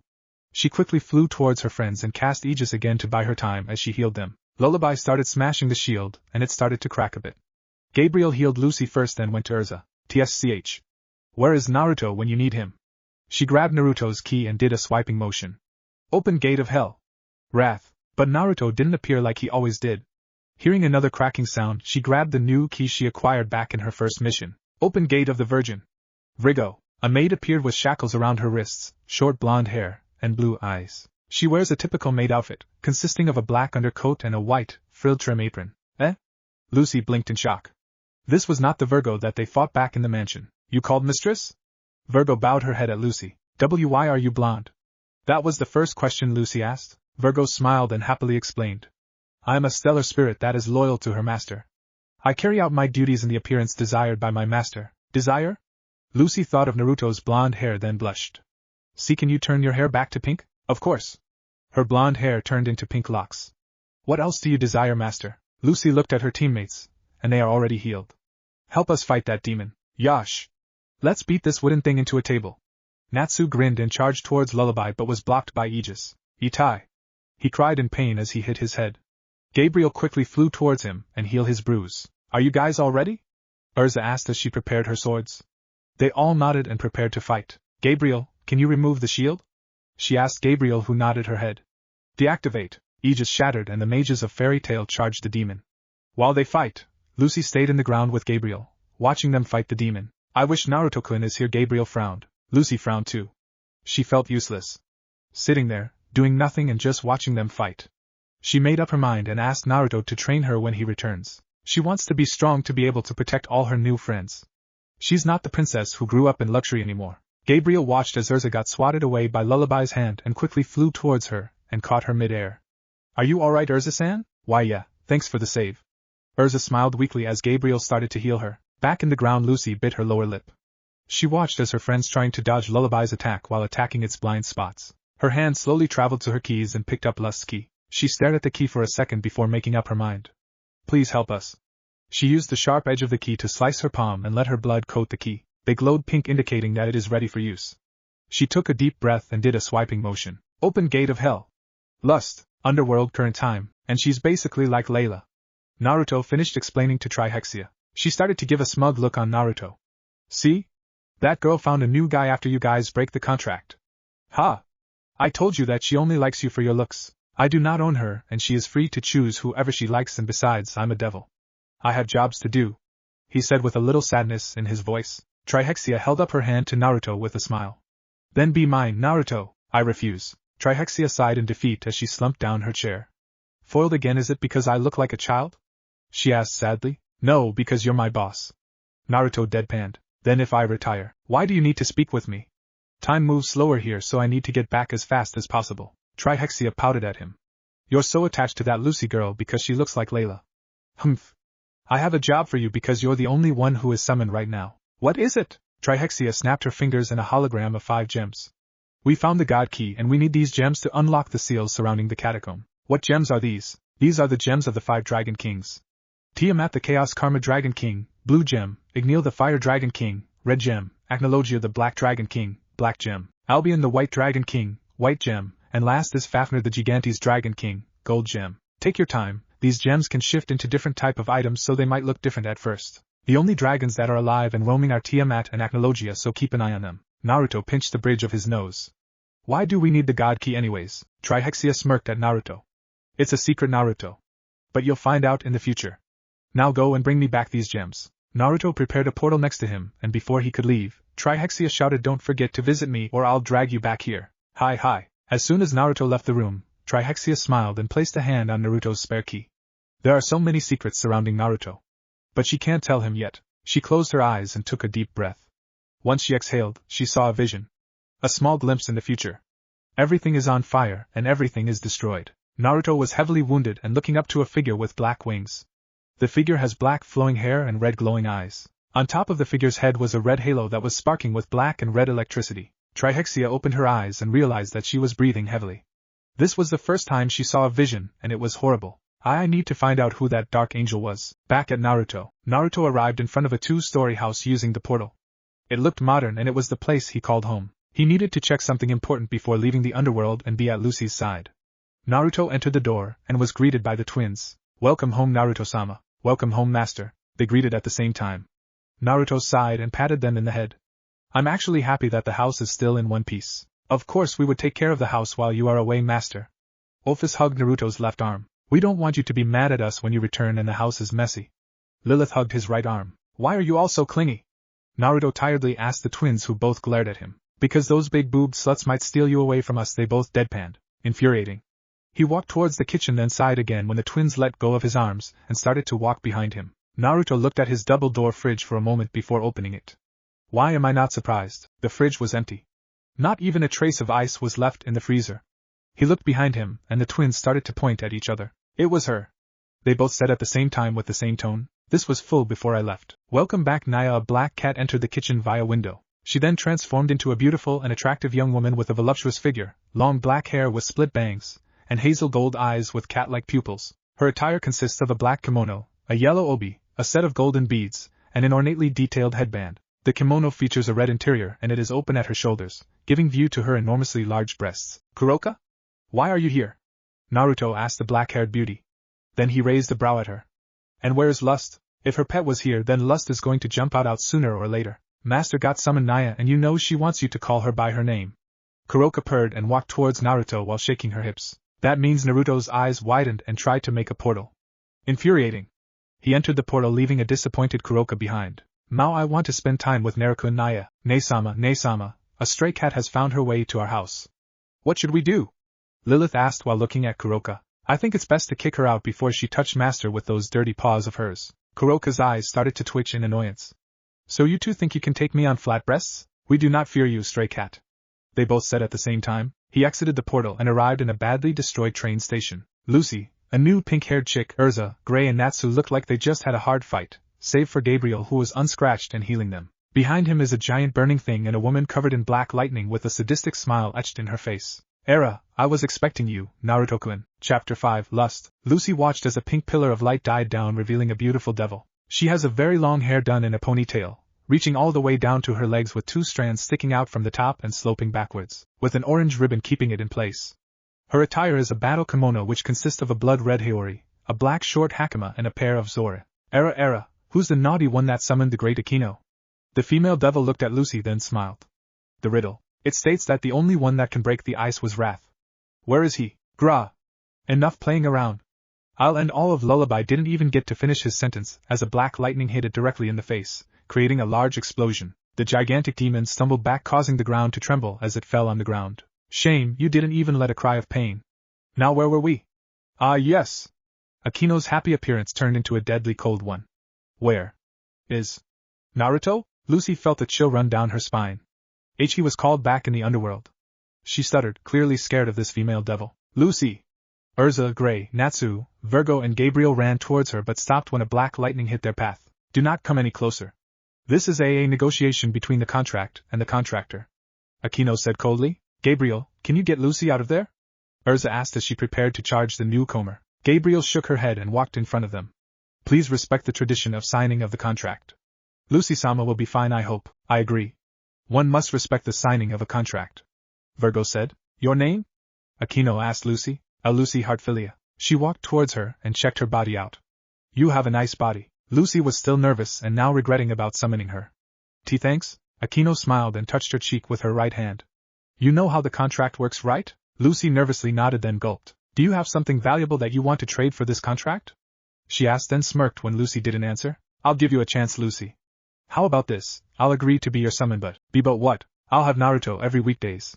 She smiled innocently. Lucy began to stutter in shock. What? She quickly shook her head and glared at the devil. For some reason, the fear vanished and was replaced by anger and a little bit of jealousy. If I agree then Naruto will be taken away from me. If I did not agree then the key will disappear and I will have no lead on finding her again. Lucy bit her lower lip and then blushed a bit when she came up with a solution for her problem. Weekends. Fufufu. Weekdays. Akino giggled and raised her brow at Lucy. Now she's getting interested in her. Weekends. Akino placed a hand on her cheek and smiled seductively. Your lust for Naruto is off the roof, I like it. Lucy blushed at that and started denying it. What are you talking about? I don't like him or anything. Akino removed her hand from her cheek and cupped Lucy's. But you can't be the only one to have him. So Akino leaned forward to kiss her then stopped. Only inches away. You just have to share, she whispered before removing her hands from her cheeks then turning around. So I guess you win. I'll have Naruto every weekend and you can't interrupt us from whatever we will do. Though you can join us if we start doing some activities. Lucy started to blush as she imagined her having a threesome with Naruto in her bed. Yes, your lust is so strong, Akino moaned. Lucy smiled as she looked at the key that was glowing, indicating that the contract was done. Gra! You Lullaby growled as it tried to get back up. Akino smiled wickedly and flew above the burning demon. You're still alive? She licked her lips and black electricity started to crackle in her hands. The sky became dark as thunderclouds formed out of thin air and started to move in a swirl. Lullaby opened its mouth and a purple magic circle appeared and Lullaby started channeling its attack towards Akino. Cute. Now please scream for me? Kirin. Boom. With a large electric explosion, the titanic demon was gone and all that was left was a burning pile of ashes inside a giant crater. Akino was still covered in black electricity as she landed softly at the ground. The mages of Fairy Tail watched in awe and fear as they witnessed the power of a devil. Gabriel was amazed by Akino's attack. It is the first time she witnessed it with her own 2 eyes and it was beautiful. Shaking her head, she ran towards Urza and started to heal her cuts because of the flying debris earlier. That was Lucy was still looking at the burning demon. With one attack, the devil behind her destroyed the demon in seconds. You're making me blush. No need to be amazed. She placed a hand on her cheek while blushing lightly. That was still 20% of my power. I know you don't want your friend to be fried. Shame that I don't get to hear their beautiful screams. The black electricity around her completely disappeared. Lucy's sweat dropped at Akino. Why, you're a sadist, aren't you? Akino did not respond but her smile grew wider when she felt a familiar presence. In front of Lucy, a purple portal started to form and a blonde devil came out, looking around the scene. I was expecting you, Naruto-kun. Naruto stiffened then paled when he heard her. He quickly turned to Lucy. What have you done, Lucy? I have no choice. I had to help them. She shouted at her blonde devil. And you were not responding to my summon, Baka. Naruto pinched the bridge of his nose then sighed tiredly. I forgot to tell you that you can't summon me when I'm inside Hishia's mansion. After he said that, he was tackled on the floor by Akino, who started snuggling at his chest. Naruto-kun, I missed you so much. Akino purred as she enjoyed Naruto's scent. Infuriating. Oi! Gee, get off of Naruto! Lucy shouted at Akino. She was still scared to do anything about the devil that was hugging her man. What am I thinking about? Fufufu. Akino giggled evilly as she looked at Lucy with a victorious smile. Do you know what day today is? Lucy stopped when she remembered that today was Saturday. Why you, now where were we? Akino then proceeded to snuggle and inhale Naruto's scent. Lucy! What did you trade? Naruto asked as he tried to stand back up but failed when Akino pulled his head between her breasts. Akino moaned. Meanwhile, Lucy sighed in defeat. She's a celestial stellar mage, and she do not break contracts. She balled her fists, and screamed inside her head. Meanwhile, back at the group, Gabriel watched Naruto get snuggled by the newcomer. She felt something wrong near her chest area. It was a foreign feeling for her, and she did not know what and why it is happening. Pouting, she flew towards Naruto and removed him from Akino's grasps. Please do not do that. Akino smiled and looked at Gabriel. Fufufu. You are interesting. Gabriel cocked her head. Why? Despite being an angel, never mind. Fufu, you're a special one, aren't you? Akino turned to Naruto, who was still gasping for air. I approve of her. She gave him a thumbs up. Infuriating. Urza walked towards Akino with caution. She was still dangerous in her eyes and she must not let her guard down. I am Urza Scarlet, mage of Fairy Tale and a friend of Lucy. It's nice to meet you. Akino looked at her with interest. She stared at her brown eyes before licking her lips. You're a very naughty girl, a masochist too, Akino, like Akino said to Urza, making her blush. Please do not speak of me that way. She pointed her sword at Akino. Let me introduce myself. I am Akino Asmodia, Devil of Lust and the third general of the underworld. She touched the tip of Urza's sword and it started to disintegrate into dust. She teleported behind Urza and whispered in her ear. I can tell that you have a thing for Naruto-kun. I can sense your lust for him. Don't worry. I won't tell him. He likes masochists too. She then blew softly in her ear and teleported back to the side of Naruto. Urza turned red, unable to think of anything to say back to the female devil. You're strong too, Akino. Fight me. Natsu grinned at Akino, who frowned in return. No sign of lust in him, not one bit. Is that even possible? I'm afraid not. I am itching for Naruto's warmth. Let us go home. Urza managed to fight the blush off her face. She agreed to Akino. Our mission is done and Master shall return back tomorrow from his meeting, so I suggest that we all take a rest. No! I'm not riding the train again. Natsu shouted while turning green slowly. That's flame brain for you. Gray sighed. Lucy watched as Akino happily hugged Naruto's right arm. Her eye twitched when Naruto just let Akino do what she wanted, and not even stopping her. Steeling herself, she walked towards Naruto and hugged his other arm. Lucy? What are you doing? Naruto asked with a small blush in his cheeks. He can feel Lucy's soft breasts squishing against his arm. Shut up. Akino smiled at Lucy. Era. How bold. Naruto sighed in defeat and created a huge portal for them. Go inside. I want this day to be over as fast as possible. Fairy Tale Guild. The team arrived in front of the guild via Naruto's portal. The guild was already closed because it was night already when they arrived. That was awesome, Naruto. Natsu grinned at him. That makes me want to fight you more. Naruto stopped walking. He didn't want to fight a demon that was reincarnated by pride. A spar, yes, but a full-blown fight? No. The reason for this is if Natsu gone all out on him, this will cause him to release everything he got just to hit Naruto. And he knew that something might trigger if Natsu did so. Yeah, get stronger, and we will see. Naruto shrugged and tried to walk towards their apartment as he dragged Akino and Lucy, who was still clinging on his arms. Hopefully that will keep him busy. The group separated and head towards their own destinations. Lucy was still glaring at Akino while hugging Naruto's arm. Virgo already left back to her dimension and told Lucy to finish the contract tomorrow. Gabriel was still having problems about something in her chest as she watched the two girls hugging Naruto. She must return back to heaven and ask for her Oni-sama to cure her unknown illness. They soon arrived at the location of their apartment. Well, ex-apartment now. In front of them is a large 6-story house. The neighboring buildings are also gone, and it was the only building in the area. Lucy finally let go off Naruto and looked around. Are we lost? She looked at the mailbox and the name Sathanas made her eyes widened in shock. Our home transformed. Amazing! Gabriel shouted in glee. What happened to the apartment? Lucy shouted in shock. They went through a lot today, and when they came back to their apartment, it turned into a mansion-like building. The double doors opened, revealing Naruto's pets and a bust black-haired girl behind them. They quickly bowed their heads to Naruto and apologized. Forgive us, master. The stray cat destroyed the house when you left. She went on a rampage, but we managed to stop her. Kuroka, who was behind the twins and glaring at them, growled. 'Tis a lie. They attacked me, Naya. Infuriating. Naruto sighed as he tried to ignore the woman that is hugging his arm. Akino snuggled into Naruto's shoulder and gave Kuroka a thumbs up. Well done, Kuroka. Where's the old apartment? Lucy asked the twins, who gave her a blank look. We bought the land and built a mansion for Master. Office answered her question. Naruto-sama do not deserve to sleep on such filthy apartment. Lilith added. Naruto pinched the bridge of his nose. What happened back to the house? He asked tiredly. He was not in the mood to get mad at the twins. Akino already drained him emotionally. The twins looked at each other with a sad look. Well, flashback, leave now or be destroyed for trespassing. Office said coldly at Kuroka. Kuroka smirked and didn't back down. Naruto probably gone tired to the two of you, that's why he doesn't want to go back here in the underworld. After a few seconds of silence, the temperature in the room dropped. Her taunt worked and the twins are now flaring their power, causing the windows and floor to crack. Take that back. They both said at the same time. Kuroka's smile grew wider. She wanted to stretch her muscles, and these two will be her toys for today. He probably replaced you already and have a pet in the who. Kuroka ducked down when a purple orb flew past her and hit the ceiling, making a huge explosion, destroying the entire side of the house. Hey, that was rude.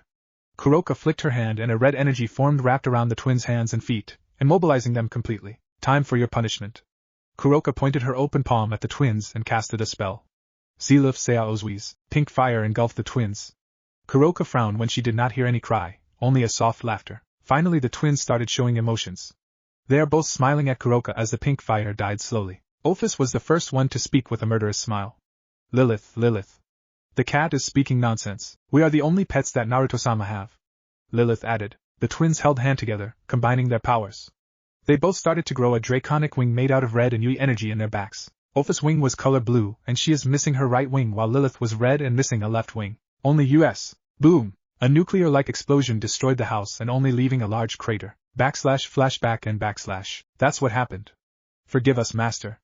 Office and Lilith bowed their heads at Naruto. Naruto just sighed loudly. What done is done, and he could rebuild his house back at the underworld anytime. Infuriating, I'll punish you both tomorrow, for now let's sleep. The twins blushed and started to get excited. They can't wait for the sun to rise tomorrow. He then looked at Kuroka. You too.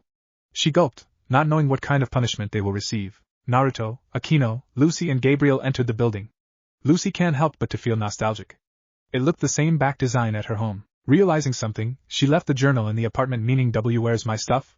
She asked the twins with desperation. Do not worry, big tits. We saved the things that Master owned. Office replied while guiding them towards their rooms. Only Naruto's? Naruto-sama owned everything in the apartment, including you.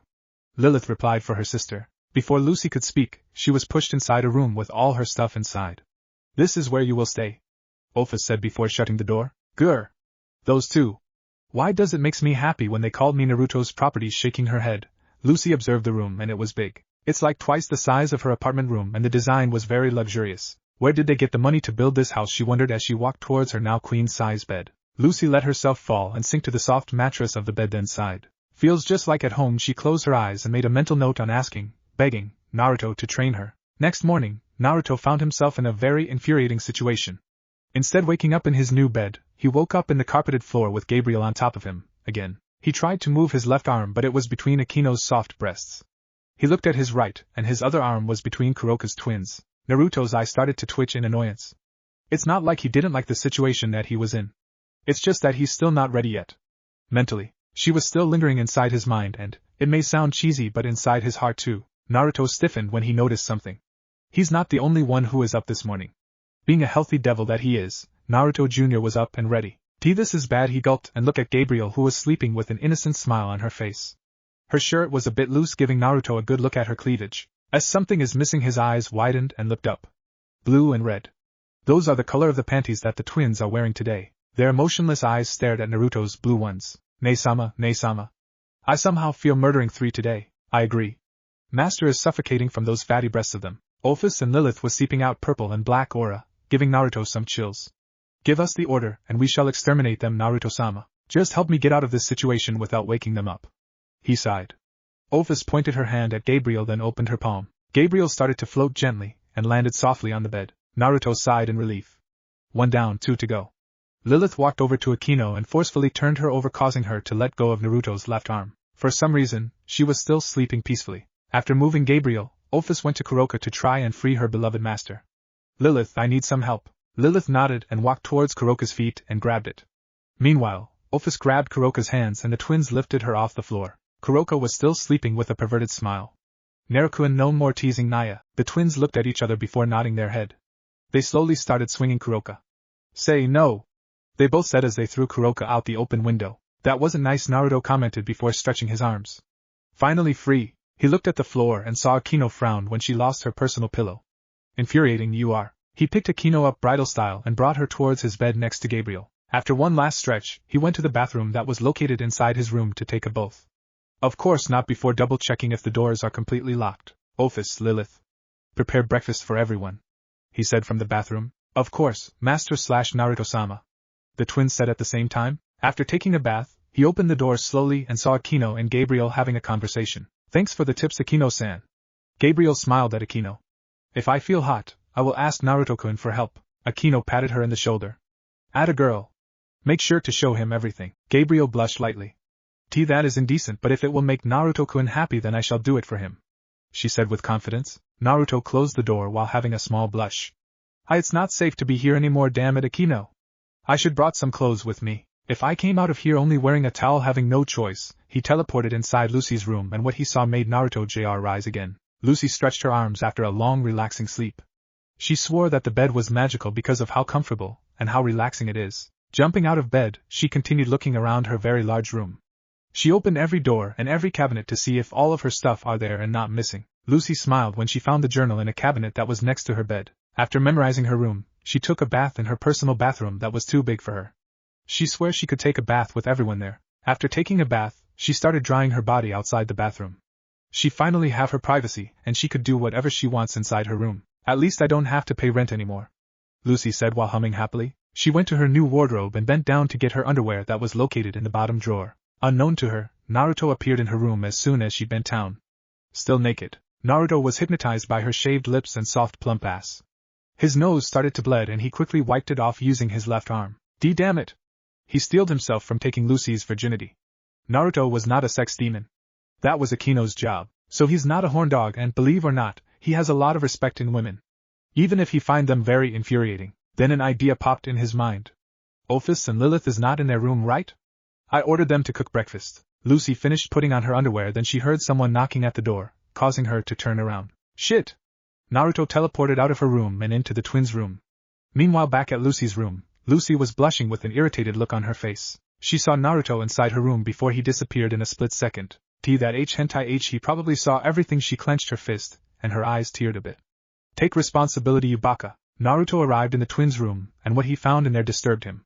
Pictures of him are everywhere. The room has 2 separate beds and the room was large enough for both of the siblings to sleep in there. Their blanket was a photo of him topless, and was lying on his stomach as if he was hugging the girl sleeping under the blanket. The pillows are chibified version of his head, and there are some posters of him doing some sexy poses. Where the hell did they get all of these?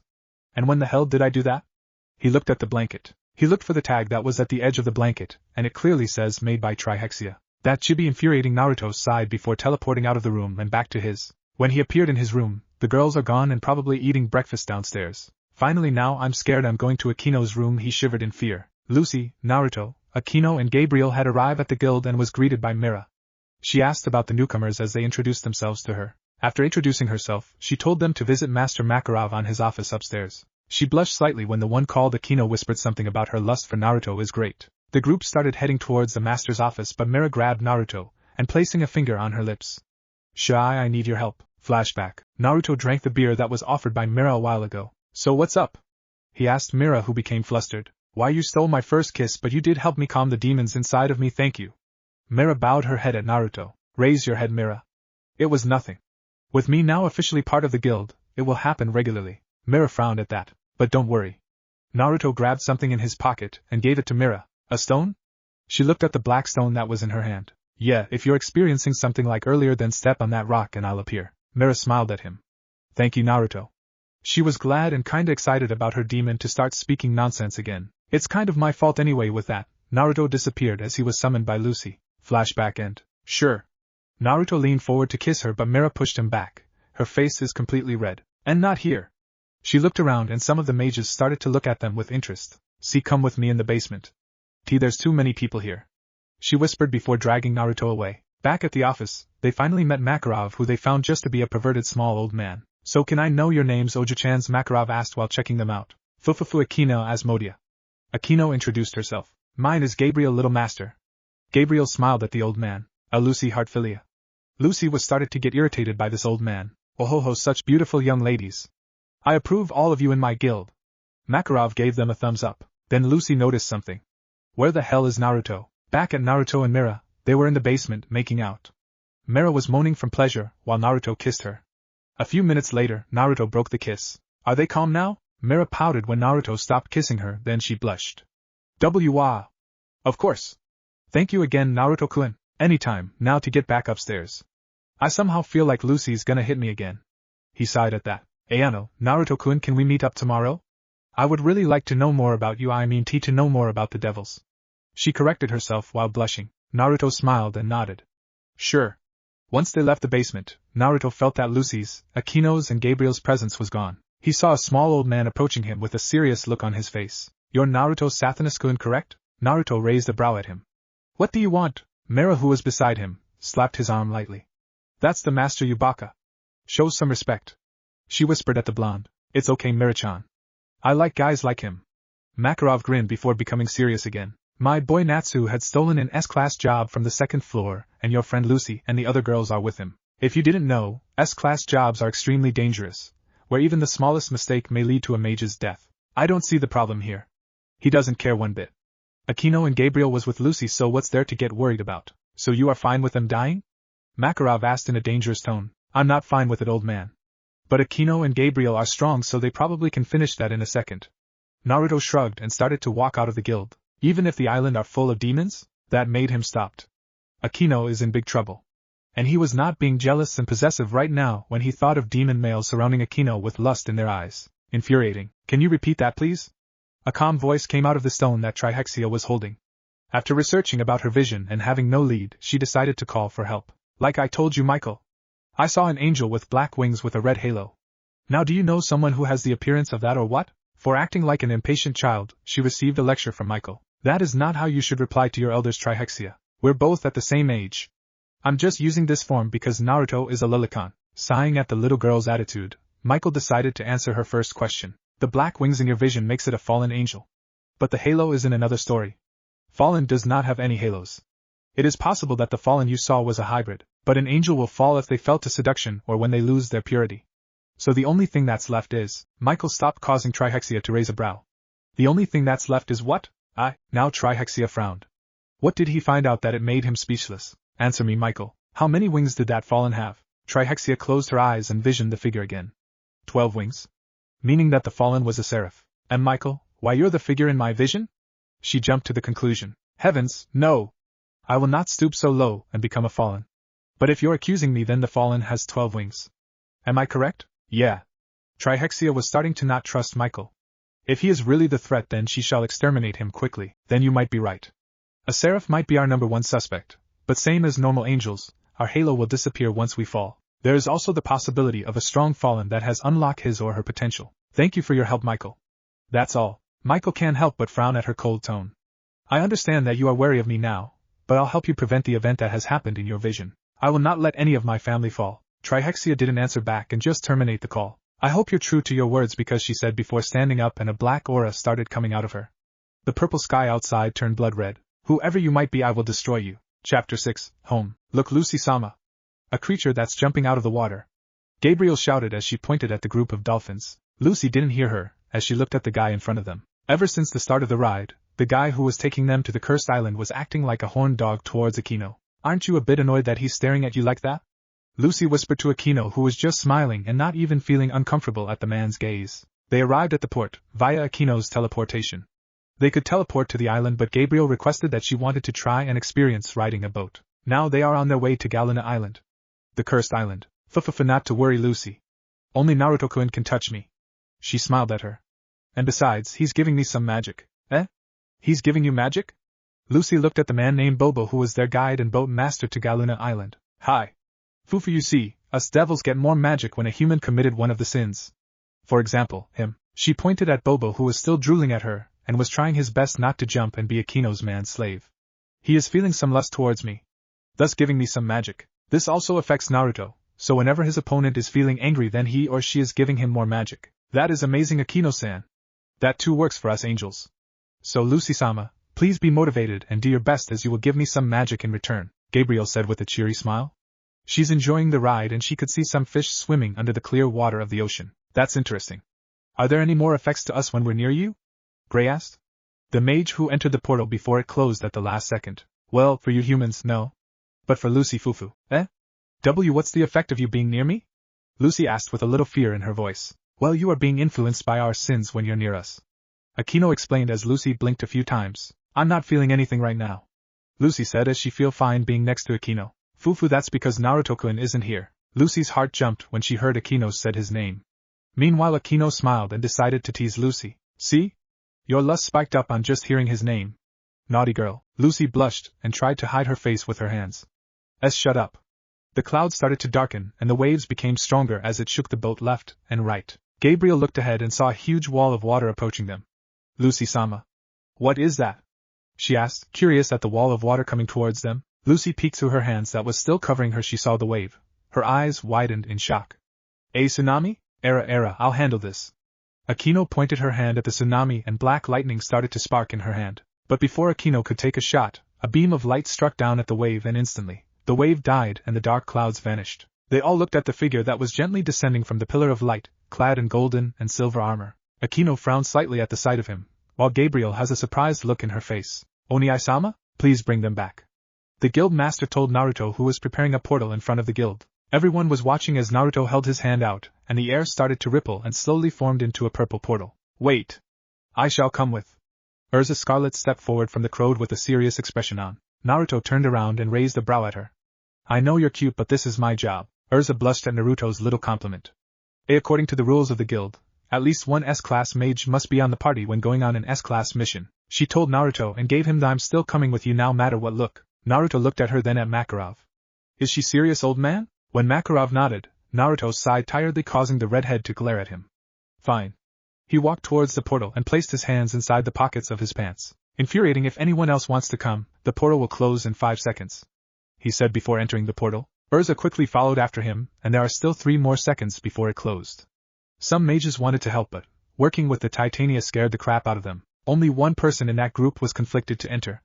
Making up her mind, Mira ran as fast as she could. Then she closed her eyes and jumped inside the portal before it closed at the last second. Mira landed on something hard. She could feel her hand was cupping a metallic mound and she felt someone was groping her ass. Mira slowly opened her eyes and saw Urza beneath her with angry eyes. They both turned their heads towards Naruto, who has a stoic look but his nose is clearly bleeding and giving them a thumbs up. Hentai. The newly formed group was walking in silence towards the forest. Urza has a mild blush on her face while keeping an angry face, while Mira was looking down and blushing. He saw my underwear when she landed on Urza. Her dress was pulled up by her, giving Naruto a peek on her underwear. Naruto meanwhile was rubbing his swollen cheek that was caused by iron fists. I didn't know you can fight, Mira, he said, breaking the uncomfortable silence. I was in S-class before. Mira then frowned at the memory on why she quit being a mage. Urza looked at her with a concerned look and placed a hand on her shoulder. Are you alright? Mira smiled sadly and nodded. She looked at Naruto, who was wondering what's the reason she quit being a mage. Naruto-kun, have you ever lost a family member before? Her question made Naruto stop walking. Old memories started to flood his head. Memories of his first contact with a human that became his contractor. Memories of what happened to his contractor that changed him forever. She bit her lip and rubbed her arm.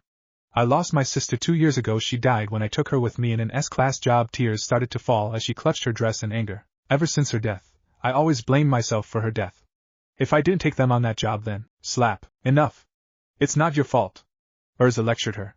What would Lisana say if she saw you like this? She was right.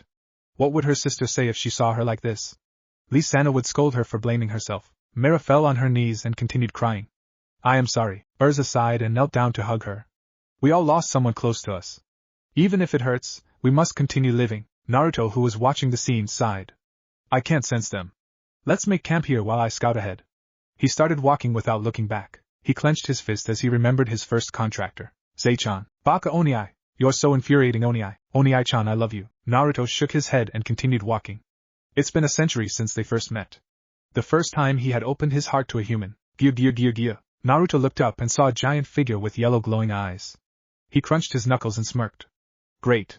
You can be my stress ball, Oni-ai-sama? Michael smiled as he gently landed in the water. My dearest sister, how are you?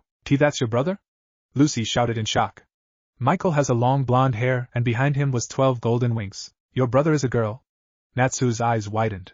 He then cried in pain when Gray smacked him in the head. He's clearly a guy, you idiot. Gabriel quickly bowed her head. I am well. Why did you come here, Oni-sama? I'm afraid it's classified. But you need to return home. He then looked at the blonde girl looking at him. You must be her contractor. And my name is Lucy Hartfilia. She bowed her head. Please raise your head. Michael smiled at her. I am Michael, angel of charity, and the leader of the seraphs. I'm afraid I don't have the time to chat as it is urgent. Do you mind if I borrow my sister for a while? Lucy shook her head nervously. She was honestly scared of him. Even if he's radiating with kindness. Thank you. Come, Gabriel. Michael said before disappearing in a flash of light. Gabriel nodded and turned to Lucy. I'll return as soon as possible, Lucy-sama. She said before disappearing like her brother. Lucy sighed in relief. That encounter somehow made her heart race. She turned to Akino, who was silent on her seat. Akino-san? Akino smiled and looked at Lucy. You just met the angel who's on par with Trihexia-sama's power. What a great experience, eh? He's that powerful? Akino nodded and started to explain. Michael-sama and Trihexia-sama are one of the first beings that was created by God 3 millenniums ago. God gave them duties as leaders of his late creations. Heaven for Michael-sama and the underworld for Trihexia-sama. So where's God? Lucy asked and wondered where did they come from. God is not like us. He does not have a physical form and he's just pure power. I think you call him the one magic. Natsu and Gray leaned forward as they listened to Akino. For some reasons, he got corrupted by darkness and was sealed in a secret location by Alpha Omega by giving up their lives. She continued, the location of where God got sealed was still a mystery, but Trihexia-sama said she found it. Who's Alpha and Omega? Lucy asked Akino. If God is corrupted and got sealed, then why does Trihexia want to find it? One of God's earliest creations. They were the guardians of limbo. She snapped her fingers and the boat entered a portal. Their eyes widened once they saw what's behind the portal. The sky is blood red and the water is literally blood with hands trying to drag their boat down. Welcome to Limbo. Akino announced with a happy smile. Akino-san, can we leave? Lucy shrieked when a bony hand touched her back. Akino-san. Fufufu, she snapped her fingers and entered a portal, returning them back to the living realm. This day has been a wonderful experience for you, Lucy. Shut up. That really scared me, she hugged herself while muttering something. Akino smiled when she read her lips and decided to tease Lucy. Missing someone? Lucy blushed but didn't deny it. She wondered why she's not in denial even though Akino's right. Could this be the effect she was talking about? I just want to prove myself that I can fight without his help, she muttered sadly. But I feel so vulnerable without him beside me. She clenched her fist and cursed herself for being weak. What would she do if Naruto, Akino and Gabriel suddenly disappeared? Her magic literally was just relying on someone to fight for her. Akino, can you help me get stronger?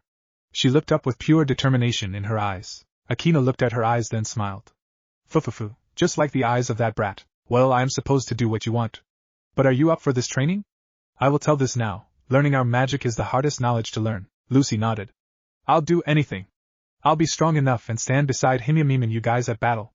She blushed and quickly corrected herself. Fair enough. Akino looked ahead and saw the island. Your training starts now. Naruto arrived back and saw 3 camp tents already around a fire. He wondered at first on how did they get the materials, but then he remembered about Urza's requip ability. He approached the camp and sat on a log that was near on the bonfire. He sighed when he still didn't feel the presence of Lucy, Akino nor Gabriel in the island. Knowing Gabriel, he concluded that she wanted to experience boat riding and he silently thanked every gods in existence that he's not there to answer all her innocent obvious, yet cute questions. He won't admit it but he likes being around Gabriel.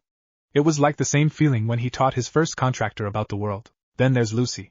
She's like her mother's twin. They act the same, they have the same likes, same attitude, same in everything. It infuriated him not to believe that Lucy is not Layla. Naruto? Naruto turned around and saw Mira peeking out of the tent. You're still awake? He asked Mira, who left her tent and sat next to him. I can't sleep. I'm sorry for my drama earlier. Naruto just looked at the sky and sighed. Don't worry. You're not the only who has been blaming themselves for a death of someone. She turned to Naruto with wide eyes. I am sorry for making you remember such memory. She bowed her head and hopes Naruto forgive her. Naruto gave a sad smile and placed a hand on Mira's head. Like I said. Don't worry about it. Mira blushed when she felt Naruto's warm hand touched her head. Do you mind if I ask who that person is? She asked then frowned when Naruto removed his hand. My first contractor, Galena Island. Natsu was hugging the sand before Gray kicked him in the back of the head, making him eat it. Meanwhile, Lucy was trying to catch her breath and silently cursing Akino, who was laughing behind her. What happened? Akino made her swim towards the island. Easy task, but when there's a shark behind you, it turned into a different level of training. Fufufu, not bad for a newbie. Now for your next test. Lucy patiently waited for Akino to finish her sentence. Her heart started to race a bit as different hardcore training scenarios flooded her mind. Strip? Your next training is stripping, Akino happily announced. Lucy looked at her, waiting for her to say that it's just a joke, but it never came. Are you joking? What kind of training is that? Lucy yelled in annoyance. Fufufu, you need to learn my saying. They can look but only Naruto-kun can touch, Akino said with so much emotion that it made Lucy's sweat drop. The purpose of this training is that when in battle, you might experience some wardrobe malfunctions. We can't have you all flustered up and getting defeated while you cover yourself and be raped in the process. This is golden rule number 1 for female warriors, Akino said sternly. Seduction is our number 1 weapon. Lucy doubted her words but find it true. She can easily get flustered when someone saw her underwear by accident. She turned around and saw Natsu and Grace still fighting in the sands, rolling and cursing at each other. With them watching? She gulped when Akino nodded at her. Strip or I'll strip you myself. She licked her lips. Either will do for me. Lucy had no choice but to do it. It'll be embarrassing if Akino was the one to undress her. And she might also do some perverted things while stripping her. Her hands shakily grabbed the hem of her shirt, and she slowly lifted it up. Akino bit her lower lip as she found Lucy really seductive and attractive, even if she's nervous right now. Before Lucy could fully remove her shirt, they heard a familiar voice behind them. What are you doing? Naruto face-palmed as he looked at the group of idiots. Infuriating, I got worried for nothing. Heaven, Michael, Gabriel, Raphael and Uriel was seating a round table. The 3 great seraphs looked at their leader as they wait for the reason of this urgent meeting. I was busy doing some work, Michael, Raphael complained. She has a short silver hair and light blue eyes. She's wearing a dress decorated with flowers and a tiara decorated with wings and flowers. She then looked at Gabriel and looked at her new outfit, which consists of a short shorts and a pink sweater. And what is that indecent outfit of your, Gabriel? My contractor said that I need to wear them to blend in with others in the human world. Gabriel stood up and twirled around, showing off her outfit. It's super comfortable too, Raphael bit her lips. She actually found Gabriel's outfit cute and pictured herself wearing that set of clothes. How's life in the human world? Uriel asked Gabriel. Like Michael, he's wearing a silver and red armor matching his red hair. Gabriel smiled in glee. It was amazing. There are so many things that we don't have here in heaven. I'm sorry to cut this conversation short, but let us begin this meeting, Michael said with authority. Trihexia called me about her vision of a dark angel. Raphael raised her brow. So she got a vision of a fallen? Michael shook his head. In her vision, the figure has 12 wings and a red halo above his or her head. Their eyes widened in shock. A fallen with a halo? That is not possible. Even for us. Uriel clasped his hand together and rested his chin in it. Oni-sama, do we have any suspect or leads to this fallen? Gabriel asked. We are the only suspects we have so far. Silence filled the room. None talked for a minute long before Raphael slammed her hands on the marble table. What are you saying, Michael? That we're going to betray our father's golden rules and become a fallen? Gabriel held Raphael's hand and tried to calm her down. Please, Raphael, calm down. I'm sure Oni-sama has a reason. We must be careful. Trihexia is already keeping distance from us, and making her own investigation. Once she finds out it was one of us in her vision, Michael frowned as he brings the bad news. There will be a war between the 2 factions. Chapter 7 Problems. In a dark room, slow chants can be heard. The only source of light was the candles around the magic circle, and the hooded mages can be seen surrounding it. At the middle of the magic circle was a key of silver, black and green. A man entered the room, a girl that was bound and blindfolded in his hand. He slowly dragged the unconscious girl and stopped, a few feet away from the circle. The key glowed as the chanting finished. The flame of the candles turned green and doubled the size as a swirl of green energy formed, then exploded, revealing a pink-haired girl, dressed in a traditional white yukata. Her pink eyes are cold and deadly. Who summoned me? Despite her cold eyes, her voice is cute and so her appearance. Jose Porla, Guild Master of Phantom Lord and a Wizard Saint. It is an honor to meet you, Devil of Envy. He kneeled down to show respect. The devil smiled when she saw a girl tied up in front of her. Who is this? A sacrifice for the contract, Jose replied. Envy materialized a kitchen knife in her hand and licked the blade. I see. So who are these maids around me? Jose wanted to ask why a kitchen knife? But he knew if he asked, it would be a bad move for him and die. So he needed to play this safe until the contract is made. My most trusted and powerful mages. Then the sound of blood gushing down the floor echoed at the room. The mages in robes are on the floor, choking at their own blood while trying to stop the blood from the wound in their necks. Contract is sealed. Envy grinned. Her bloody face and attire was a sight that Jose will remember forever. Mera was tearing up again as Naruto finished his story.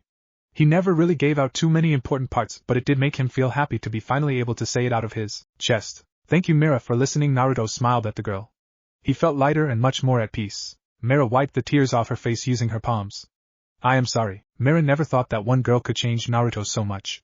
She made a mental note to herself that she'd do anything to make Naruto happy. I'm sure she's happy that you still care for her. She finally stopped crying and looked at Naruto.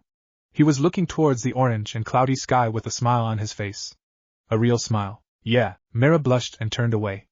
I'll go back inside my tent. Thank you, Naruto, for telling me about your past. She quickly made her way inside her tent and placed a hand on her beating heart. No man had ever made her feel that way. Heck, with all the guys in the guild, she never really fallen in love before. Was she in love, or is it the demons inside her that wants him? Outside, Naruto sighed with a smile and shook his head. You know that eavesdropping is a bad habit, Urza. After a few seconds, Urza came out of her tent, slightly blushing because of getting caught. She walked towards the fallen log and sat where Mira was at. How did you know? I have my ways. There was an awkward silence for a few seconds before Urza broke it. I must apologize for eavesdropping. Please hit me. She bowed her head towards Naruto. Urza closed her eyes, waiting for him to strike her or just simply ask her to stop, but she felt him playing with a strand of her hair. She slowly looked up and saw Naruto smiling at her, causing her to blush instantly. You know, I really like your hair. She straightened her body and looked away, still not even bothering removing Naruto's finger on one of her crimson locks. Why is that? I just really like it. Is that so? Naruto released the strand of her hair and walked towards his tent. I still haven't sensed them in the island, so I suggest we rest, he said before entering it. Urza was now all alone outside with a blush on her face. Someday she'll beat him up for causing her to act like this. She unconsciously played with a strand of her, as she replayed the voice of Naruto on how he really liked it in her mind. She smiled before getting up and walked towards her tent for shut-eye. She got to save her energy to beat Natsu into dust. Gabriel and Raphael are walking down the road. The city is peaceful yet busy. Eden is the largest city of the heaven dimension, and it is filled with towering buildings of white and gold. At the heart of the city was a golden fortress, home and birthplace of the seraphs. Unlike the underworld, heaven resembles earthland most because of the blue sky. Back to the two seraphs, Raphael was getting tired of Gabriel's gloomy mood. It's rare for her to radiate some negative energy when she always glow of positiveness and happiness. Alright. What's wrong, Gabriel? Finally asking her sister. She stopped walking and placed her hands on her shoulders. There is nothing wrong, she replied plainly, confused at her sister's sudden question. Raphael then remembered that Gabriel was not gifted when it comes to common sense. I mean, what's with your sad mood? She asked again, hoping that Gabriel will answer her question. Oh, that's what you meant. Gabriel smiled, then slowly it turned into a sad one. I am sick, Rafchan. Raphael blushed. She does not know what's the meaning of that Chan, but it sounded cute. But soon those rosy cheeks of her turned pale. As sick? Come with me at once. We will go to father's room and bathe at the holy spring. Raphael tried to drag Gabriel back to the fortress, but Gabriel stopped her. And no, I'm not physically sick, Rafchan. She cutely pouted at the silver-haired angel. Can we talk in private? Gabriel asked as she see that they are now gaining more attention. Raphael frowned, then sighed. Fine. Follow me. She extended her glorious light blue wings and flew towards the secret garden, located at the top of the fortress. Landing at the grassy field, they both walked towards a white tree with black leaves called the soul tree. Raphael crossed her arms. Sue, Gabriel didn't turn around to face her but reached a hand towards the smooth bark of the soul tree. I have this friend at Earthland. He's really interesting. Always grumpy, mean and bored. Raphael felt like cleansing some lowly being for acting like that on her sister. Gabriel lightly giggled at her memories. But even if he's like that, he was always there for me. He taught me some culture in Earthland and educated me to some amazing contraptions that they built down there. He was treating me like a normal friend and not as an angel from heaven. Gabriel frowned and slowly placed a hand on her chest. But then he was getting a lot of attention of my friend. She turned around to face her sister. Her hand is still on her chest. Because of that, my chest started to hurt. I hate feeling that pain. Why does it hurt, Rafchan? Raphael was speechless. She knew that she was definitely in love with that man, but a mortal? Unacceptable. She was not worried of her falling because as a seraph, you can't fall when you lose your purity to someone you love. Well, she too was a victim of love. It was a long time ago, but he was the only man in her heart. She was glad that he's not human. Oh, how she missed him. Before I answer, is this friend you're talking about a human? Gabriel shook her head. Raphael sighed in relief. She do not hate humans, but she still can't trust one. Then what you are feeling is jealousy. Jealousy? Raphael nodded. It's what you feel when someone you love interact with someone other than you. She explained. Love. Gabriel's eyes widened and her cheeks became red. I love Naruto? Her hair was racing and her stomach was like being swarmed by butterflies. Just thinking about him makes her happy. Seeing your reaction, you just figured out that you're in love. Raphael deadpanned. She quickly hugged her sister. Thank you for enlightening me, sister. Raphael was at shock at first, but then she smiled and returned the hug. You can rely on me anytime. Yo! She broke the hug and bowed her head at her sister. Please don't tell Oniai-sama about this. Raphael made a zipping sign in her mouth. My lips are sealed. She then gave her a teasingly smile. Sue, who's this guy and what type of being he is? Midnight came and Naruto sneaked out of the camp via teleportation. Still not feeling the three girls in the island made him worry. Naruto and worry does not go together well. Was the island that far for a boat ride? He started walking towards a temple, past the forest and the dead giant rat thing he killed earlier. He looked up and noticed a droplet fall to the pyramid temple. What the hell are these brats doing? He muttered before making his way towards the entrance. All he can tell that the temple was old. A crack formed underneath his foot as he started walking to explore the temple. Really old. Closing his eyes, he can feel people inside and one dark entity. Below, he stomped his foot causing the ground he's standing on to collapse and fall to a secret room where he found a giant piece of ice. He eyed the demon and crossed his arms. You're really a madman, Zirif. I wonder if I should destroy it or not. He tried to come up with a decision on this one. I mean, this is a demon island and they could be worshipping this big guy over there. He grabbed something in his pocket and took out a silver whistle. He placed his lips to the whistle and blew air through it. There was no sound. Just like a dog whistle. You called Naruto-sama? Lilith came out of a purple portal, still wearing her gothic Lolita dress. Yeah, where's office? Naruto asked. Wani-sama was guarding our home. Cats tend to be clumsy. Naruto just sighed at their childish rivalry. Okay, so what can you tell me about this guy? He pointed at the Titanic demon. Lilith looked at it and nodded. According to the Book of Rievelden Volume 3 page 328, paragraph 4 and sentence 3, it is said that a demon named Deliora roamed around the continent, destroying different cities and towns. It was soon defeated by an ice mage who sacrificed herself to trap the demon. Having the demon here at this location is a mystery for me, Naruto-sama. So is the ice mage still alive? The spell used was a one-way trick. Lilith smiled at her master. But with you here, you can undo the spell. Naruto pulled up his sleeves and stretched his arms. Alright, if she's alive, I want you to take her home. Are you adopting in another pet, Naruto-sama? The way she said that was cold. Even colder than the ice that was imprisoning Deliora. I told you that you guys are my only pets. Even if that sounds degrading, I'm sure you don't care at all. Naruto deadpanned. The cold aura was replaced by a warm one. As you wish, Naruto-sama. Let's begin then. His arms glowed yellow, and his hands went through inside the ice like hot knife in a butter. Let's just hope she's alive. I don't want pulling a corpse here. He suddenly felt something like a pair of hands. Pulling gently, the hands are now free from the ice. Lilith looked at the demon and noticed that when her master pulls the girl out, the ice melts. Careful, Naruto-sama. The demon might attack you at any moment. Naruto didn't care as he slowly pulled the woman out of the ice. He looked down and saw her face. She was really beautiful. Being in that spell might have temporarily stopped her aging. He pulled again and now he could see her big breasts and hardened, possibly from the cold air in the cave and ice. Naruto-sama, I am not looking. Naruto shouted as he looked up and pulled again. Hearing a soft thud, the girl was now finally free. And naked. Lilith quickly went towards her master and summoned a cloth to cover her body, then carried her on her back. I shall await for the punishment you promised us, Naruto-sama, she said before entering the portal. Naruto just sighed and looked at the now freed demon in front of him. You don't look tough. Deliora's eyes glowed red and moved. Grah! That. Naruto just tiredly stared at the demon and cracked his knuckles. As a demon of Zirif, you must be eliminated. Wah, who do you think you are? Deliora roared. Naruto heard footsteps and looked at the entrance of the secret cage and saw mages. You! I'll kill you for good, Deliora! The boy with silver hair shouted before casting a spell, but he was stopped midway by Naruto, who made a square barrier made out of transparent red aura. Now no one could interrupt us. I'll smash that board. Look on your face, boy. I'm not afraid of you, Naruto said before preparing himself to dodge Deliora's attack. Deliora lifted both his arms to squash that pest in front of him. Die! He never got the chance to attack Naruto as a beam of light shot down from above and pierced the demon, destroying half his body and shattering a level 10 barrier spell. The temple trembled as the Titanic corpse fell on the ground. Naruto's eyes widened in fear when he saw who came down, and one shot the demon. You, for 94 years you never showed yourself and didn't have the heart to contact me. Gabriel was humming an old song that she heard a long time ago. If she remembers it correctly, it was a song about a hero who fought the world to protect a goddess that had threatened to destroy the world. Such tragic yet beautiful song. She was brushing her soft yet wavy blonde hair while looking at a mirror. She was currently in her room at the Heavens Mansion. It was built for her and Raphael in a mountainside where you can see the whole city at the balcony of the mansion. Her room was luxurious yet vintage at the same time. She really can't wait to return back to Earthland and be with her friends.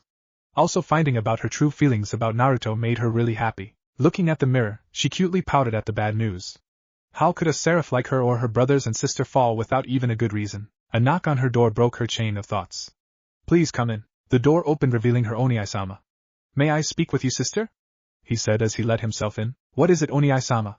She asked, wondering what could be so important that he wants to talk to her privately. Your contractor Lucy, how is she treating you? Gabriel smiled and happily told the adventures they did together in such a short time. She describes her new friends as well, and that made her Oni-sama frown. Gabriel, these devils, what about them? And I told you that their names are Naruto-kun and Akino-san. Michael hated making her sister sad, but he must do his duties in order to prevent a war. I want you to stay away from them. Especially that Naruto, he said with authority in his voice. Gabriel's eyes widened in shock. But Oni-sama, you can't do that. We must take precautions. Lives of our people are at stake if this war happens.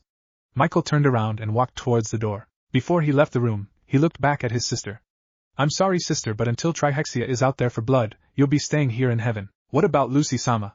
What if she needs me? Michael just looked at her sadly, then closed the door of her room, leaving her with no answer. Gabriel started crying. It was unfair. She was finally be able to go to Earthland, make some friends there and learn their culture.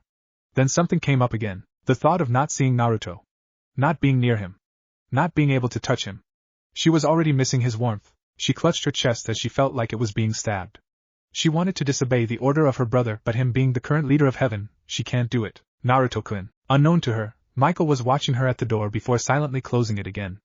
It really do break his heart seeing his sister like that. Just as he closed the door, he never saw Gabriel's halo flickered from white to red. What if Naruto has trihexia keys in fairy tale harem? And thanks for watching my video till the end. If you enjoyed this content, then do consider subscribing to my channel, and leave a like if you guys need the next part. Comment down, and thanks for watching the video, and see you guys in the next video.